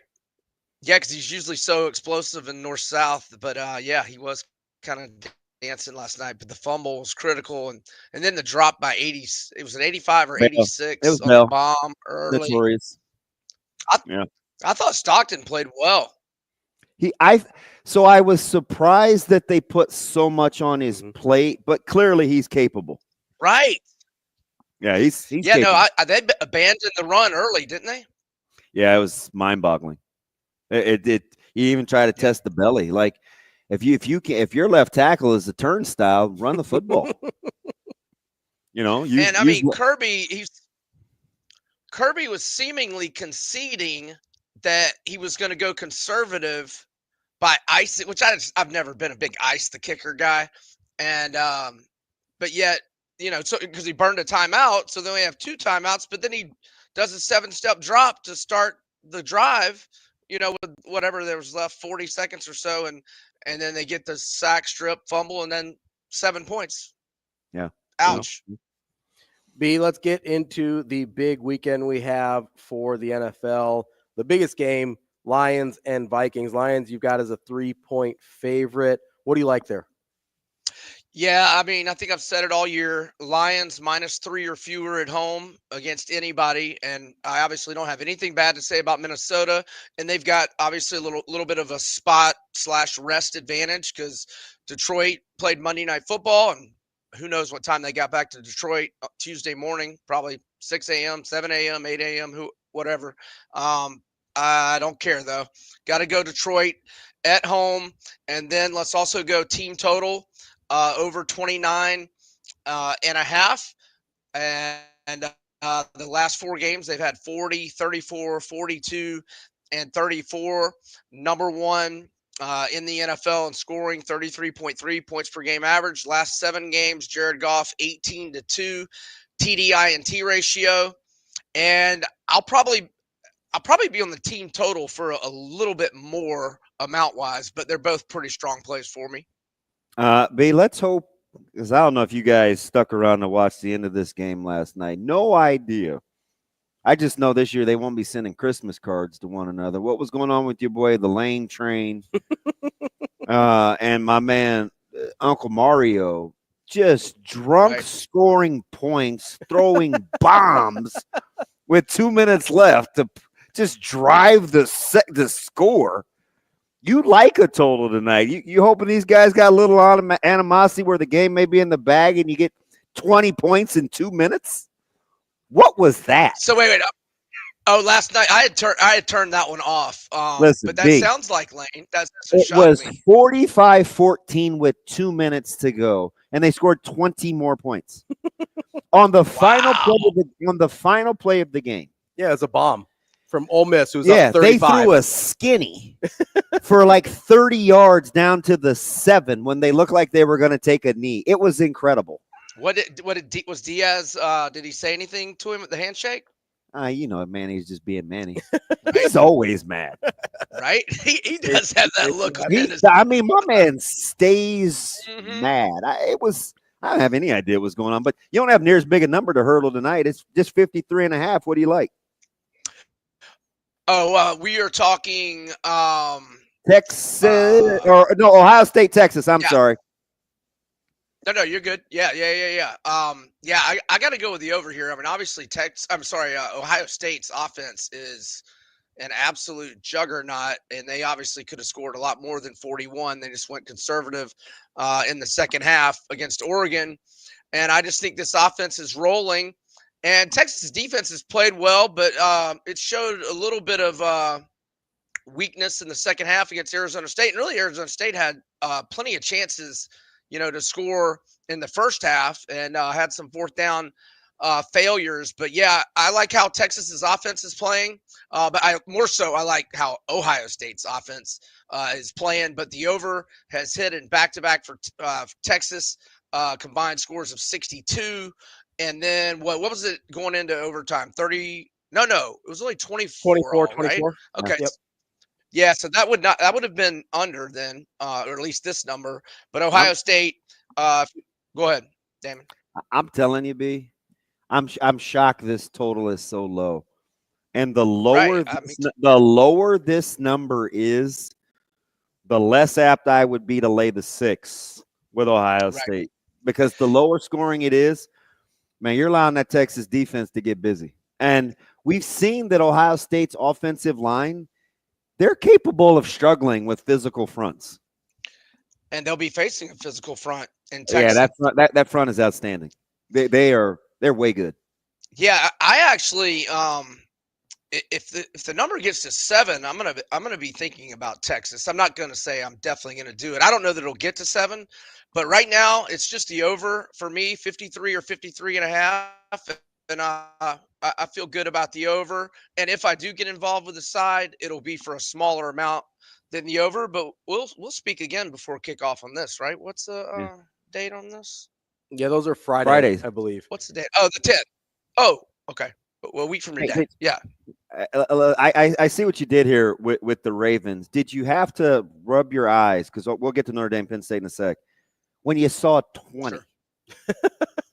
20. Well, I feel like I saw 17.5 yesterday. I mean, 20s are egregious. Right? That is. What are we doing? I'm not laying 20. I'm not laying 20, ever. But I will. I will lay 6 in the first quarter, and I looked up Baltimore is 4-0 in the first quarter, the last 4 games, up by 7 or more in each of those. Even the game they lost to the Eagles, they were up 9-0 at the end of the first quarter. So I'm going to go Ravens -6, or I would do it all the way to 6.5 in the first quarter. And then I'm going to do their team total in the first half over 16.5. I don't think Cleveland's going to be able to do much offensively. I know they've had a good defense for the most of the year, but the Ravens in revenge mode, and they'll be looking to take care of things early and hopefully get some rest fourth quarter, early second half if they can. You're not hitching your wagon to Bailey Zappi here to cover the 20. We're not doing that. Man. Not gonna do it. He covered some numbers for me at Western Kentucky, but I don't know that I'm back in the NFL. Yeah, this ain't the hilltop. I was just gonna say that too, B. Hey, so let's go back to college real quick because you knew this line was gonna be tight with 2 very similar style physical teams. Just a slight number, 1.5, man, depending on which you get in on the good side. Can you beat the closing line, B. Edwards? Wow, I'm just seeing this game is the 9th. So, man, Penn State's got major rest. So that's why they wanted to play at 3 o'clock. They didn't want to play at night because they're already a day behind, and they wanted to get back. Well, they're 2 days behind now, correct? Oh, yeah. Because Penn State played the early game. So that's a rest advantage, but I still like Notre Dame, man. I like the way they're playing defensively, special teams. They're looking good. And I mean, I think we got to think of Penn State's had a pretty easy path, playing SMU and Boise State, and SMU was a group of 5 last year and Boise State's a group of 5. So, I'm thinking Notre Dame here. Minus the 1.5. Yep. That's our guy, Brian Edwards, our Vegas insider, MajorWager.com. B, we appreciate the time as always. We will talk to you again next week. Thanks, Brian. Thanks, all. All right, you have a good one. That's our guy, Brian Edwards, our Vegas insider. Man, you give me Notre Dame -1 again, I'll be all over that. I'm glad I could bring you over to the Domer side. Listen, I'm a Marcus Freeman guy. I've been there. Told you those guys. My guy Anthony Rizak's there. You know about that. The X-Man, Mr. Watts. You can have Teddy. I've got claim on Anthony. All right, then I'll take X too. All right, that's fair. That's DBM Ravi Lulla. More Hurrdat Sports Radio coming up next. We will be back.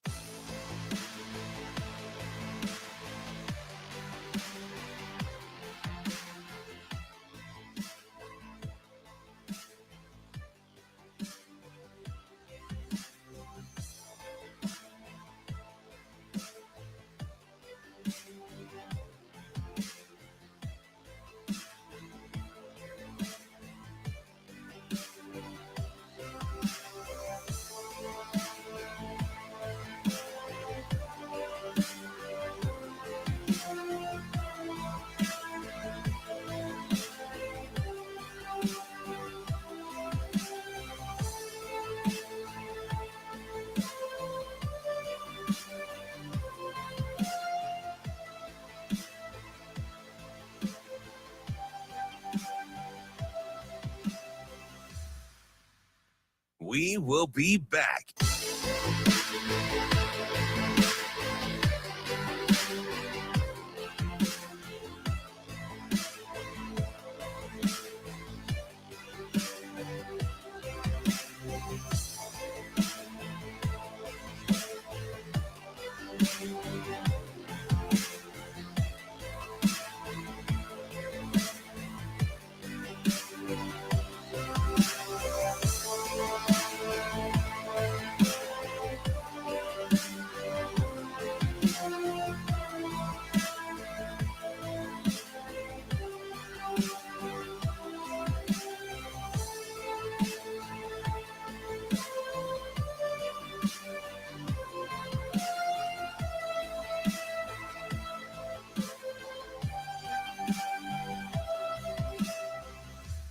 We will be back.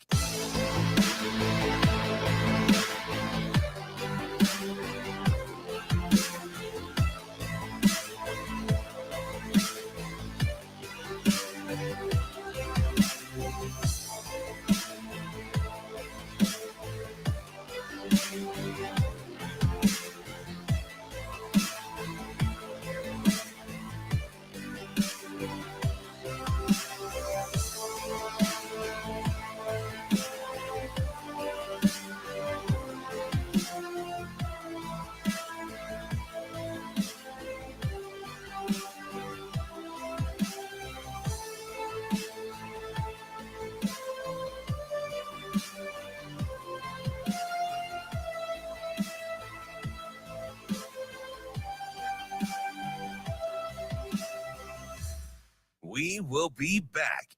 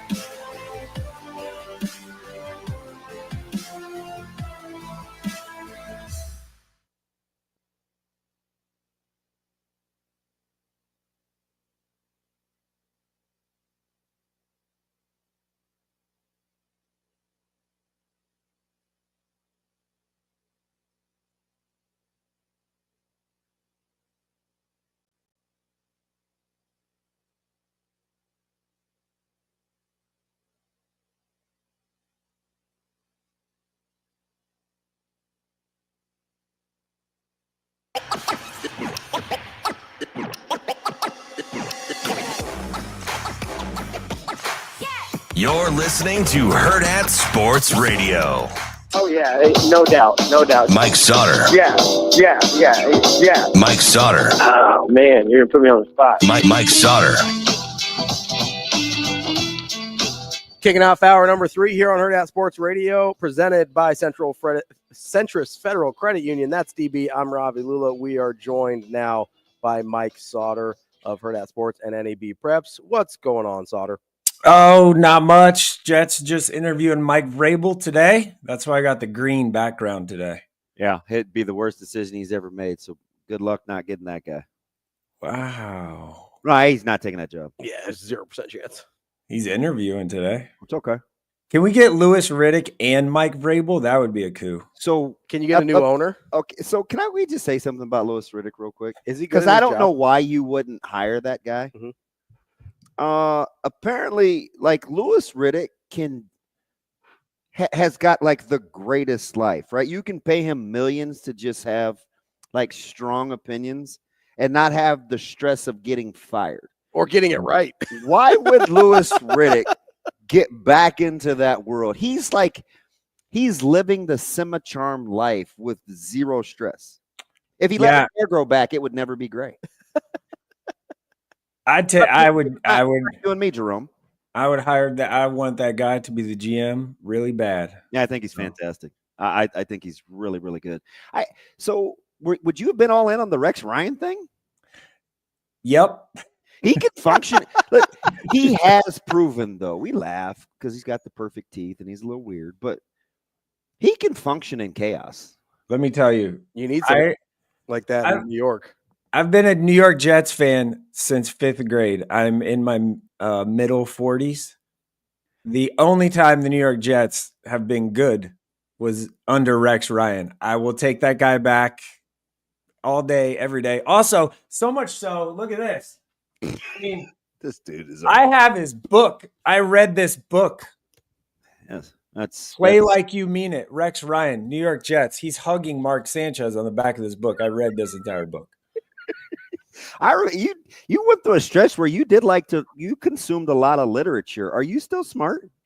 Yeah, I got a couple books I'm working through right now. 3 actually. Wait.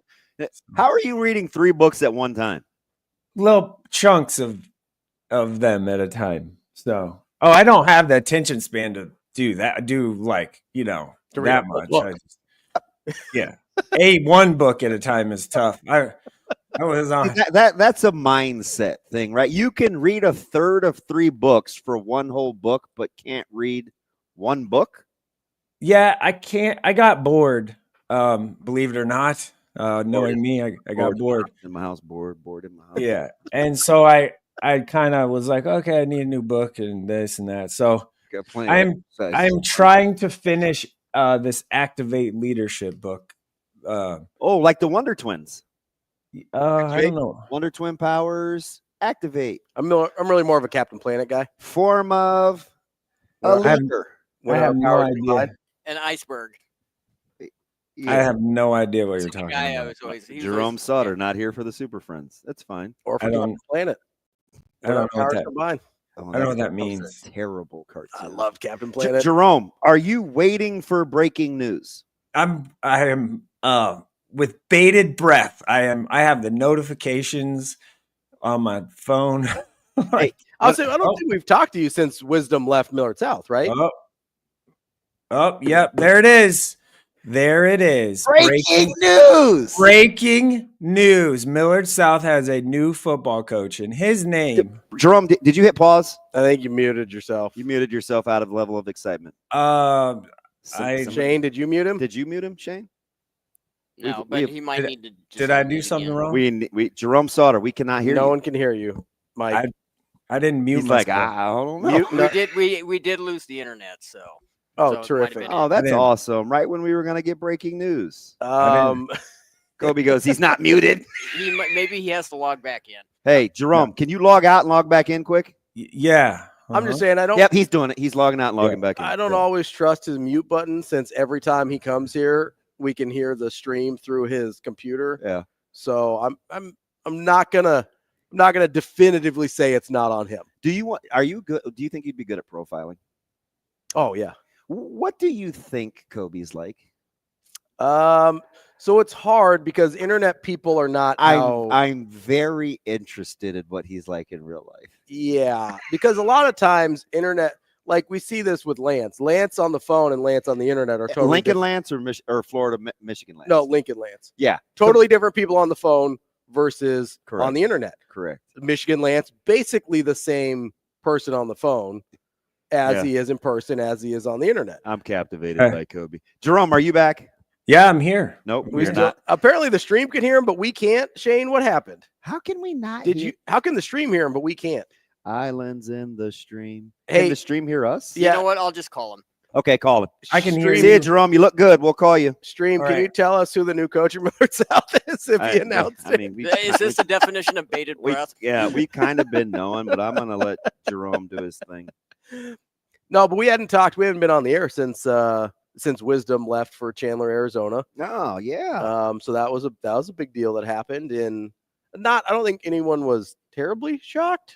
No, I was waiting for that new sheriff in town, but who's the new sheriff? Well, that's what he said, but I guess we can wait on that. Well, sheriffs move too. It's an elected position, so sometimes in a lot of places, so sometimes they move along. Damn it. Shane, do we have Jerome? You know, I see Jerome. You can be police chief at a couple different places, and hey, Mike Sautter. Shane, what? Are we good? He just yelled at me. Shane just yelled. That's pretty good for a little kid. All right, Sautter. Hi, Mike. What do we got? Who's the new football coach of Millard South, Mike? Easy peasy. That was not my fault. That was your boy, Shane. Shane Edward Schillerberg. Shane, are you? Never mind. So Jerome, Taylor and the worst kept Mendenhall. secret in America, what do we got?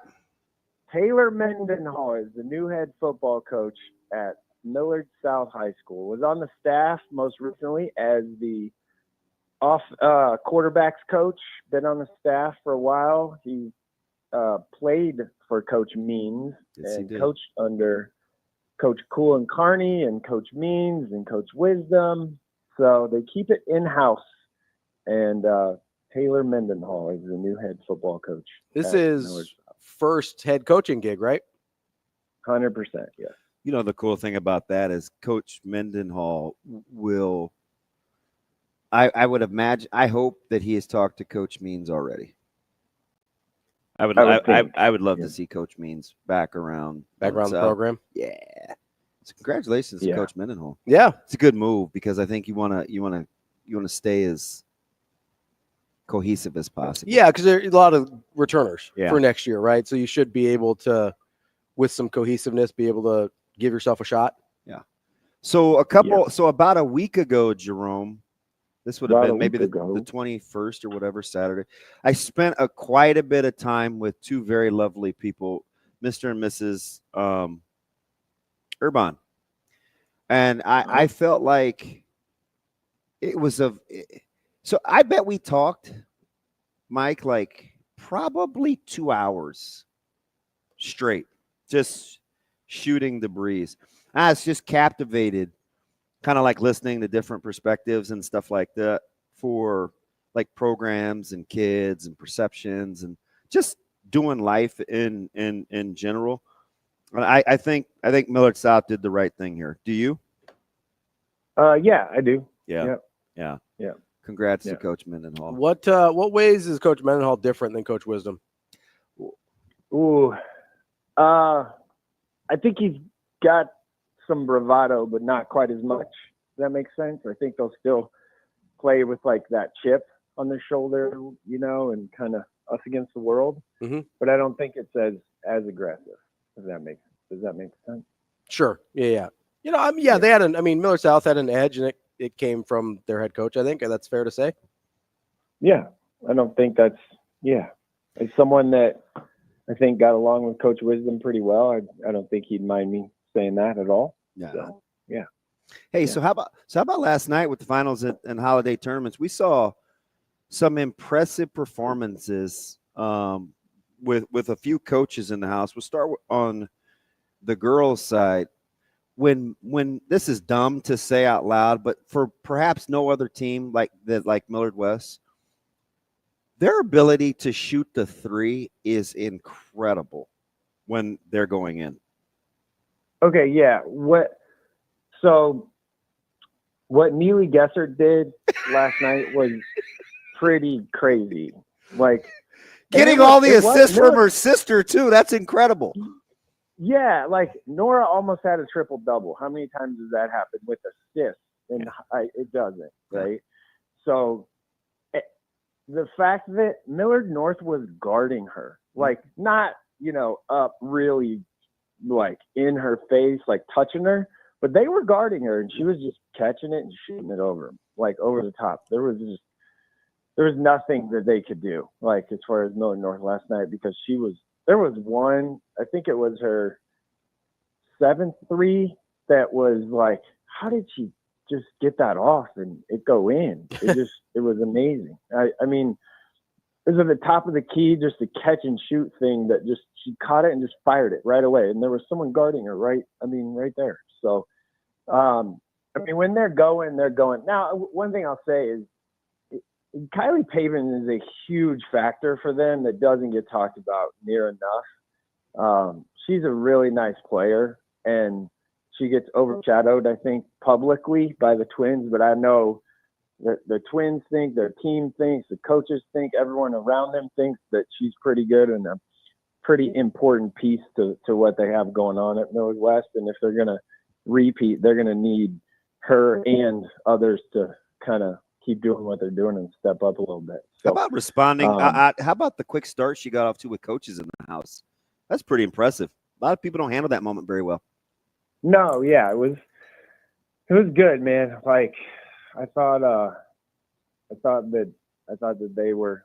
I thought the game plan to start the game for Millard North was okay. We're going to use our 1-3-1 zone that helped them come back and beat Millard South in the semis, and we're going to slow the pace down and really value possession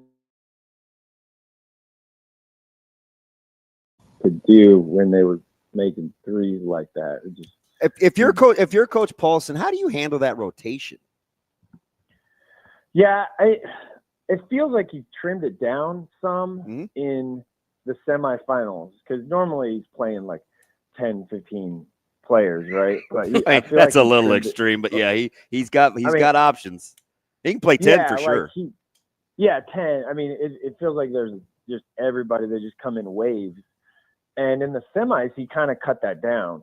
But then, last night he played a lot more because the game got out of hand and like you just play everybody. But I don't know. I think they need some help from the bench, and they need what people I guess consider their two best players at times, Abro Smith and Gallatin, to really step up and make shots and be a little more consistent. So, Millard North is gonna probably be a state tournament team. They're probably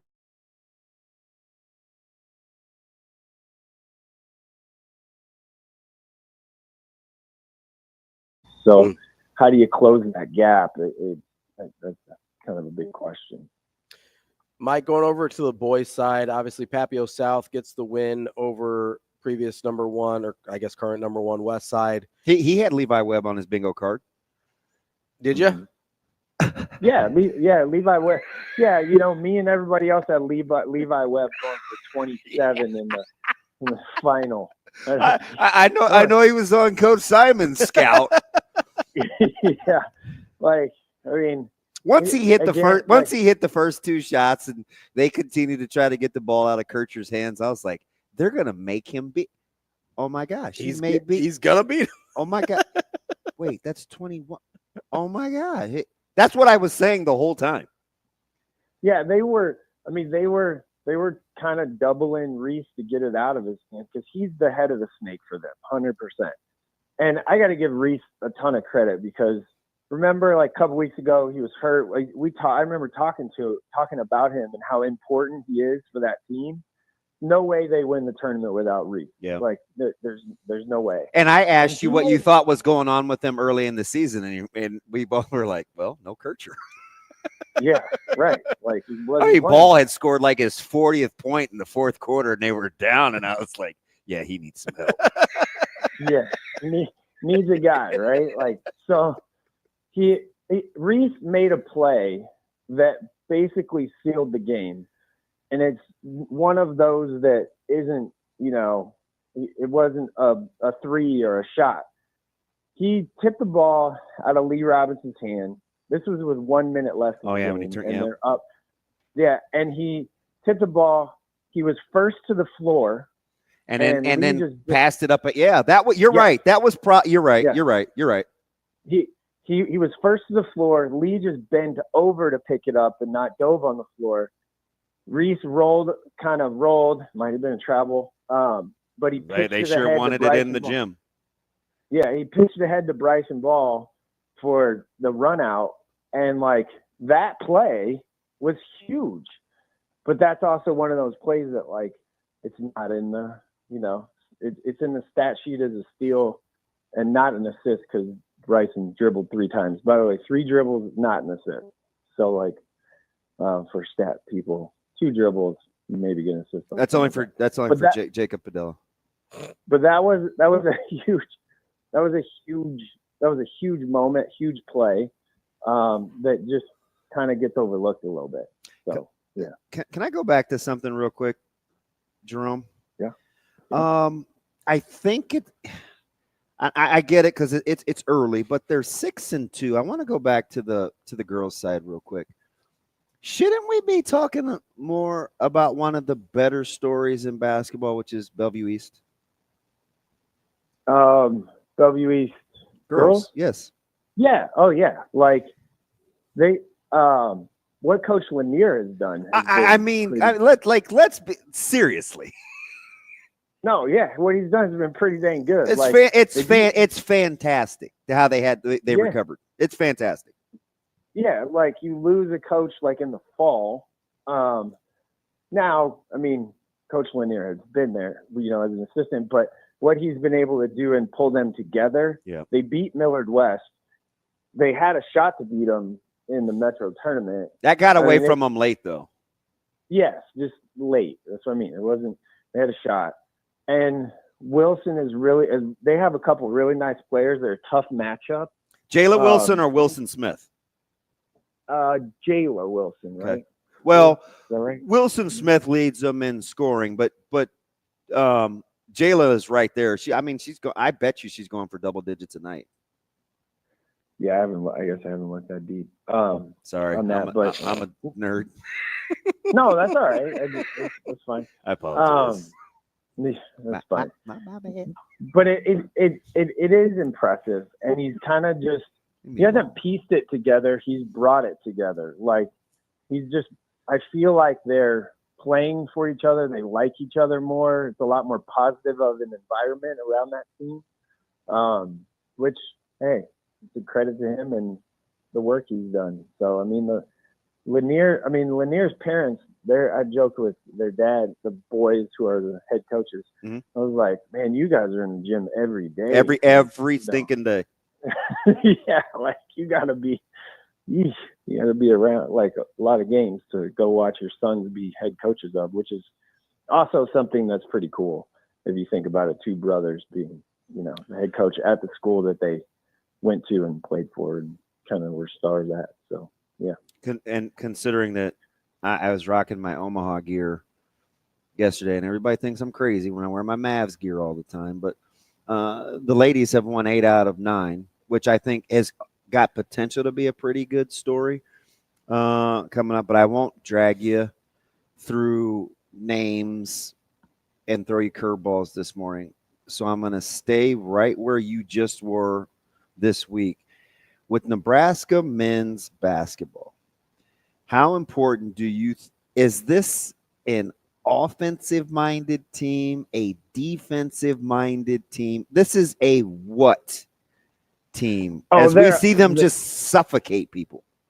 Yeah, they're 100% a defensive team. But they can still score. It's weird.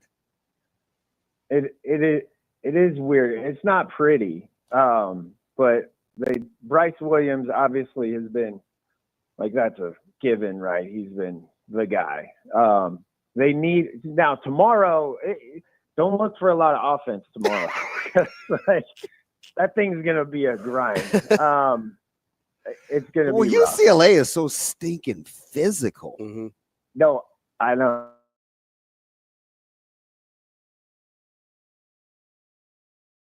Number 4 in defensive efficiency in the country, and they're number 1 in turnover percentage rate. So that's not great because Nebraska defensively is 15th in defensive efficiency, but they are also 158th in turnover percentage on the offensive side. Yeah. So, and non-steal turnover percentage is 9.2. That is 314th in the country. So you don't and that's out of 347, right? Yeah, UCLA will turn you over. You don't need to help them by, stepping out of bounds or dribbling off your foot or throwing it into the first row. Like that's going to have to be really tight tomorrow. Like you maybe could get away with 1 or 2 of those, not 4 or 5. Because those, UCLA will make you pay. That's 1 o'clock too. Is that Big Fox? Yeah, 1 o'clock, Big Fox. I will say this. I mean, Nebraska is going for, this would be their 20th home win in a row. For some reason, Pinnacle Bank Arena is really hard to play in. I mean, it is ridiculously hard to play in. I think I only know that from my high school experience. I don't know about college basketball. This game might be in the 50s. Like, it has a chance to be really low scoring. High 50s, low 60s. Like the old Nebraska Mick Cronin battles of days past. Yeah, like Did you guys see Rob Anderson's stats on most wins since 10-11? I did. I got it right. Would you have put Cronin in that bunch? No, because it was who'd been at the school since 10-11. I knew he hadn't been at UCLA for 15 years or 14 years. Yeah, but the wins though. Right. He has a ton. He does. Yeah. I was shocked to see him in he's low key. Like people forget about Mick Cronin. Man. He's not low key at all. He's low key a good coach because we want to talk about him nationally. That's what low key means, Mike. Yeah, no, I knew you were going to say that. You can't say it's not low key and then define it as being low key. Jerome, he's only been back for 2 days, but dude's been on a heater. I'm saying, have you ever seen that guy coach? He's not real. That little guy is pretty high. But like a guy that can coach that doesn't get the recognition is literally the definition of low key. I know, but I'm saying he is. Jerome, he just got a new Benz. And he's rolling around here with his seat cocked back. Like, this dude is living the semi-charm life, Jerome. I mean, we're just in his world we're just trying to make it. I'm just trying to survive today. Yeah. I gotta me and you, us disenfranchised people dealing with the establishment, man. Fight the power, boys. Fight the power. We're not gonna take it. Go, Mike I gotta Vrabel. be a dad all day. I gotta be a dad all day. And nobody made you have kids, man. His urges did. They got stuff for that. There's ways kids around are that. upstairs yelling. Kids are upstairs yelling right now. What do you mean? Enjoy your day, Jerome. See ya, Mike. Hold on. Lily's talking to me. What do you need? What? Hang up on the phone. All right. Man, I gotta go. Bye. All right, bye. More Hurrdat Sports Radio coming up next. We will be back.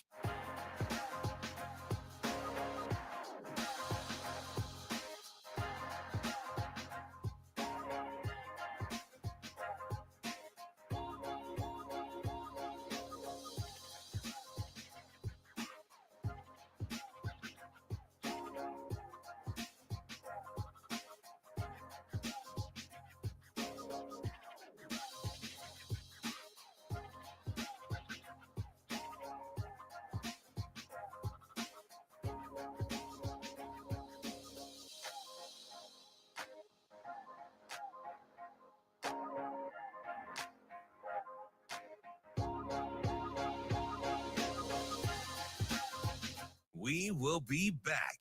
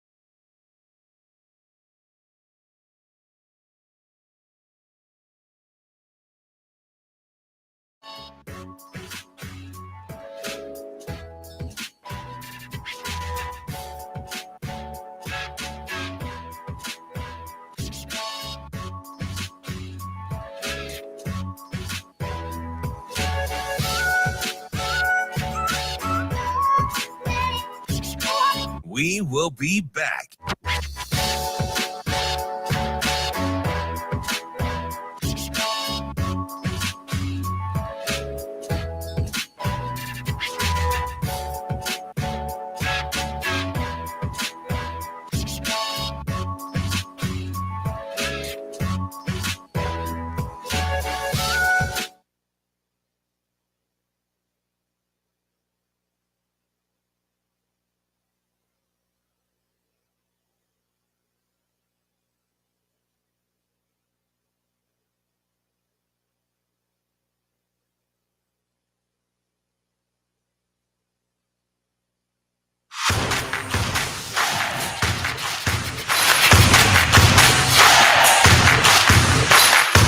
You're listening to Hurrdat Sports Radio.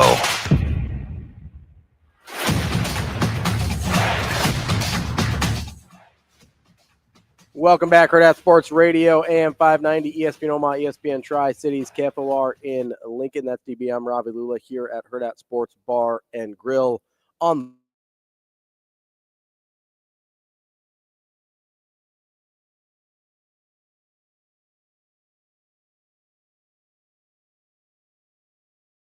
sportscasino.com. FAU, you're dead to me. Yeah. You know who's alive and well, though? I mean, I was right. I mean, I told you that number, I said it's a Notre Dame play or stay away. Yeah. That fit All every of your criteria I would look for. You just didn't like the unknown I just of the couldn't. backup I quarterback. just couldn't know. I just didn't know about the backup QB, Which is totally fair. And he played pretty well, I thought. Yeah, I don't think he had any. That was not on him. Oh, not at all. He did not. You could put it on a lot of people, including his wide receivers that couldn't catch a ball, but not a lot on Gunnar Stockton. It's neither here nor there now, but I'm telling you, ATN was disappointing. Oh, yeah. Like, because I'm He's like good. watching running styles. Yeah. He was not himself. You think he was getting spooked out by Notre Dame's defensive line, or like what? No. It's better when he's climbing on your toes. Yeah. I mean, that happens to a lot of guys in big games, right? They try and do too much. Yeah. Like, that's not an uncommon deal. You don't usually see it with running backs necessarily. Like, you think more of it with quarterbacks trying to make throws they can't make. You think about it a lot in basketball with guys trying to do stuff they can't do. But you don't often talk about it with running backs. No, I'm with you. But I think you're right. Like, trying to do too much. I'm glad, because you don't often say that. Oh, I think you're right all the time. I just don't like to say it out loud. I don't like to plump the ego too much, you know? I like to rolling in my benzo. Try and keep you humble, you know? It's all right. Listen, I have such low self-esteem. You don't have to worry about me being overconfident. You don't have to. So it'll be, you know, I may occasionally bury myself in a bottle or something, man. Me and self-esteem do not get along. Like you and Eminem, just like crack a bottle. That's my dude. Love him. Although that's a terrible song, though. So he's apparently sober these days. He is, yeah. Yeah, that was the recovery album. He got sober. Got off mom's spaghetti and no vomit on a sweater and booze. By the way, my fellow Detroitonians are not big fans of mom's spaghetti. Yeah? Yeah. Not a big fan? Neither is my man, Mr. Chime Time on TikTok. He crushed mom's spaghetti. You know why I'm so confident all the time? Because when I say things that I don't know if they're true or not, they end up being true like 90% of the time. Oh, gosh. Like yesterday when we were talking about mid-majors and Cinderella's going to the Final Four. You want to know? Did you do the evidence? I did the math. Yeah, and you know what? So this is interesting that you started with that supposition. Because the more you talked, what did I say at the very end? You're like, I started out with no way. I was like, I don't know about that. And then you're like, I'm probably not going to fight you on it. And then the more you talked and you took out Blue Bloods, I was like, I'll ride with that subtle goalpost move because I think you were trying to arrive at a general point. So I wasn't going to hold your feet to the fire of a specific Yeah, thing. I'm talking about generally, right? So by the time you ended, I was like, I probably wouldn't fight you over that. So here's where we ended up, right? There's 39 years of the expanded tournament, so 64 or more, right? That means you've had 156 teams make a Final Four since 1985. It's a good chunk of data. It is a pretty good chunk of data. Do you want to guess how many non-blue bloods that were a 6 seed or lower? So I included the 6 seeds in there. I think you should. 6 seed or lower. How many of those teams made a Final Four? Non-blue blood. Of the 156. Correct. 39 different years. Oh my gosh, Ravi. I'm just curious. I'm genuinely curious what you would think that number is. I'm going of 6 seeds or higher. Yes, including the 6 seeds. Non-blue bloods. Because the correct term is higher, not lower. Yes, correct. Thank you. I use worser sometimes to make sure people understand. 6 seed or worse. 156, huh? Mm-hmm. Since 85? Since 85. It's Georgetown Nova? Yep. Which is one of them, by the way, because I didn't count them as a blue blood in 85. For clarity's sake, Mm-hmm. mental Rolodex. I'm going to go with a paltry 23. Lower. It is 13. 13. Random. And I even counted a 11 seed UCLA because by the time they did that, I didn't feel like they were a blue blood anymore. So I counted some that could have gone either way. So I'm not going to fight you. But what I would say is I would love to get into the blue blood versus not blue blood. Sure. Yeah, I mean, I've got the list here. I can give you some examples like 2016 UCLA or not 2016. 2021 UCLA. This is dumb because I do agree with you. I don't think UCLA is blue blood. Yeah, 2021 UCLA, I took them out as a blue blood. I counted that as one of the 13. Okay. I counted, NC State last year. That's correct. I counted. So here's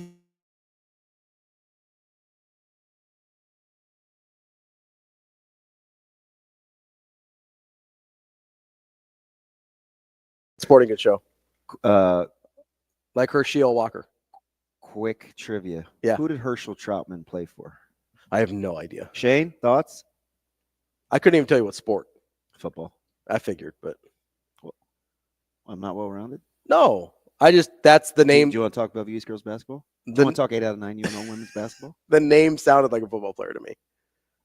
I was going to go football or baseball. He sounds like a 70s baseball player. But I don't know if I'm just doing the Trout thing. Colorado. There you go. Carry on. I was going to say Iowa. Same colors. Close. I did count 2016 Syracuse as a blue blood. That could go either way, I think. I won't fight you if you say no. Syracuse a blue blood? It was still under Boeheim. I don't gave it to him. think so. Okay, so 14.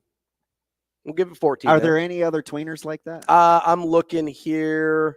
Wichita State wasn't a blue blood. VCU not a blue blood. Butler not a blue blood. What about Michigan? Is by the way, I counted the 6 seed Michigan in 92 as one of the outliers, as one of the non-majors. So a non-blue blood. At 92, that's not a blue blood. God, I wish you would have been more. I know you wanted me to be worse at this. Yeah, I can tell. I mean, that's what you wanted. Can I ask you a Troutman question? Let me give you props. Can I ask you a Troutman question real quick? Okay, let's just start there. God, I'm gonna hit you in the face with this water bottle. Can I ask you a Troutman question real quick? Sure. Is he in that clip that I always play in the highlights of the Foreman interception? Might have been. I think he is. Might have been because that was about his era. So 2000. That might have been, Shane. That's a heck of a pool. 2000, I counted North Carolina as a blue blood. I did not count Wisconsin as an 8 seed as a blue blood. Let's see, where else did we have? In 92, Shane, that's incredible.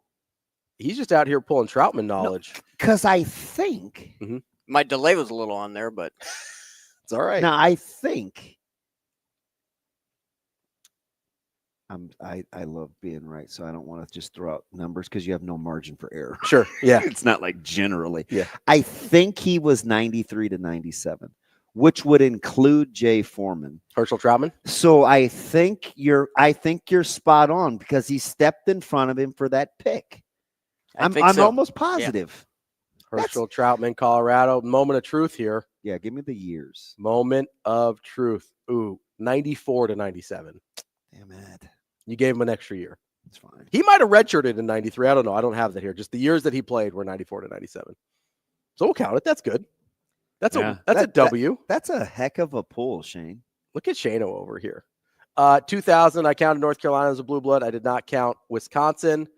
You counted? What'd you do? Do you give Carolina a favor? No, I'm just saying those were 87, 6 seed Providence. I did not count as a blue blood. I feel like I just want to pick a fight now. 86 86 LSU, 11 seed, did not count as a blue blood. Virginia 84 did not count as a blue blood. Houston 82 did not count as a blue blood. Or no, that's for 82's pre. So that was our last one. Interesting. 14 if we include that's not a very so what you should have done is 14 by 156. What's that percentage? I did the number. It's 0.8%. 13 out of 150. It's 0.833 repeated if you want to get technical. Hat tip, big dummy. But yeah, and here's the even more dramatic part, right?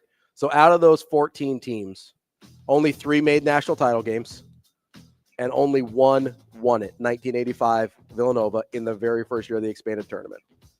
Only a single one of those teams has been in the final one of those final 4 teams.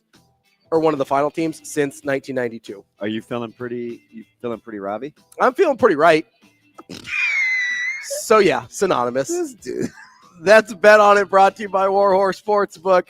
The best place in Nebraska to place your sports bets. Warhorse Sportsbook, no bets, no glory. We've got Matt Vrzal coming up next here on Hurrdat Sports Radio.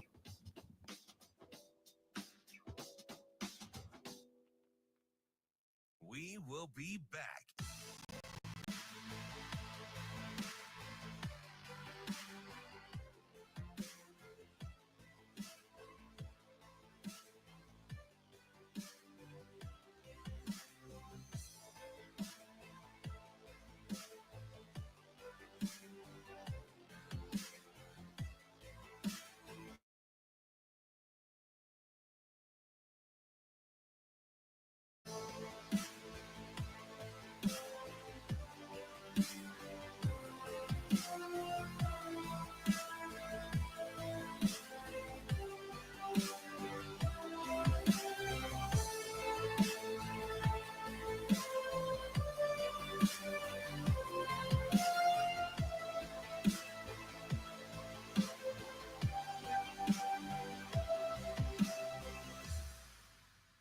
We will be back.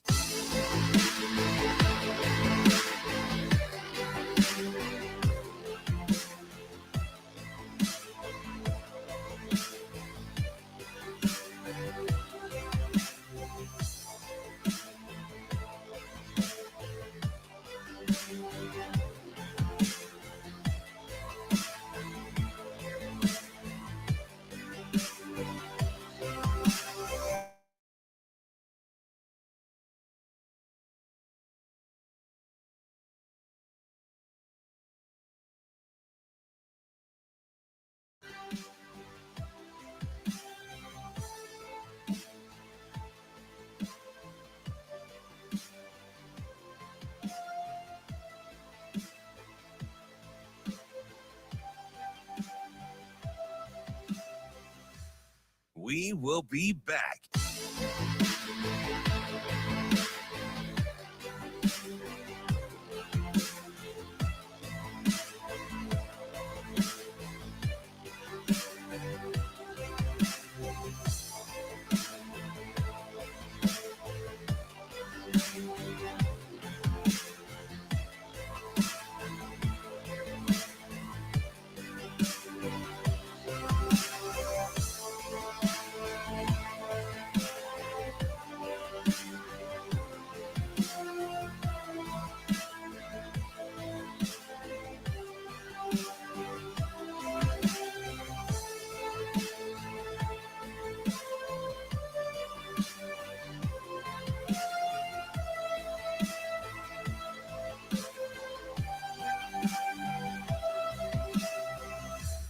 We will be back.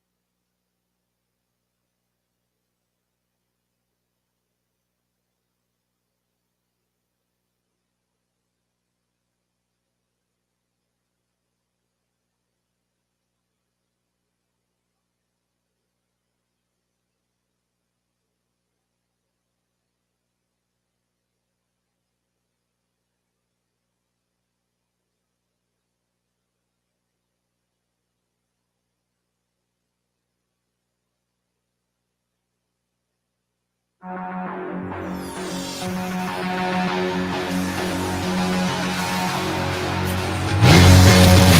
listening to Hurrdat Sports Radio.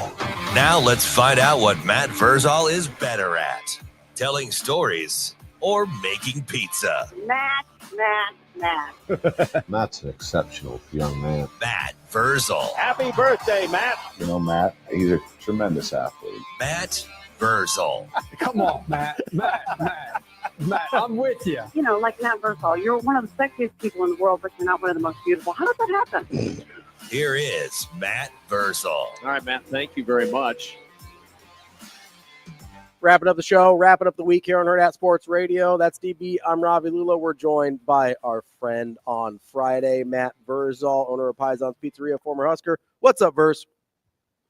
What is up, boys? Good to see you're back at work. Hi, Matty. How are things?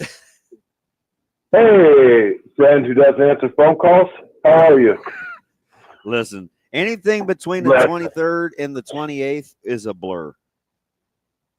It's a blur. I apologize. I'm tired. You don't mean that.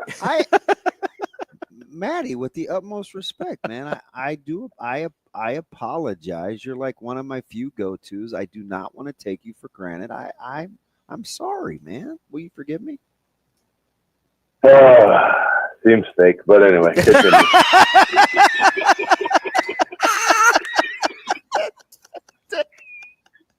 The sigh, though.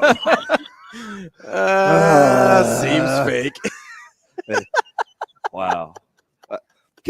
I was in Neb City, and I was talking, and I said, and this is no disrespect, right? Two things can be true at once, and I'm mad that I said no disrespect because I don't think I should have to couch the comment. So I feel like because I'm talking to a very good offensive lineman, I should couch the comment.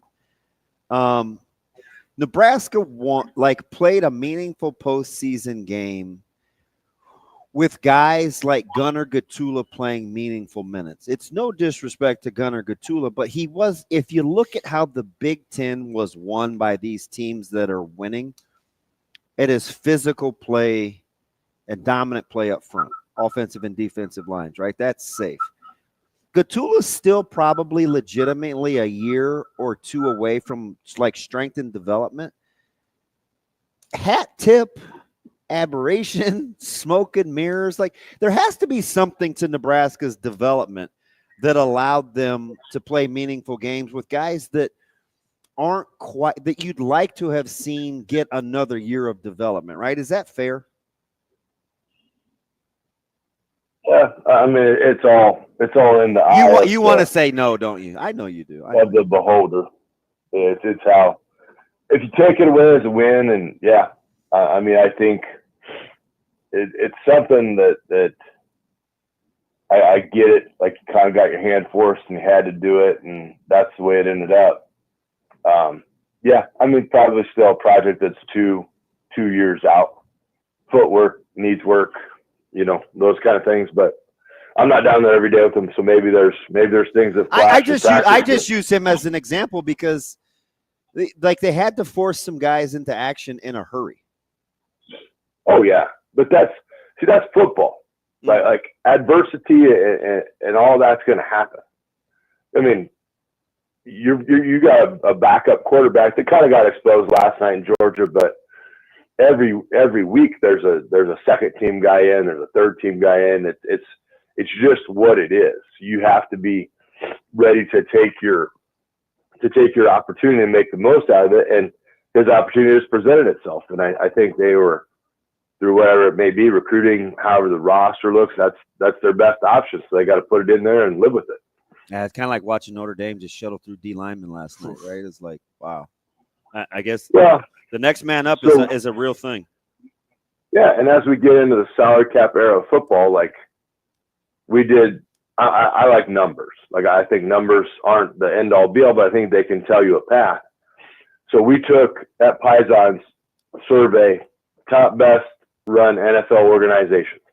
Okay, the boss went on the interwebs, found a position by position breakdown by money of how they spend. So then you put the total the team spends and how then they proportionally allocate it per position.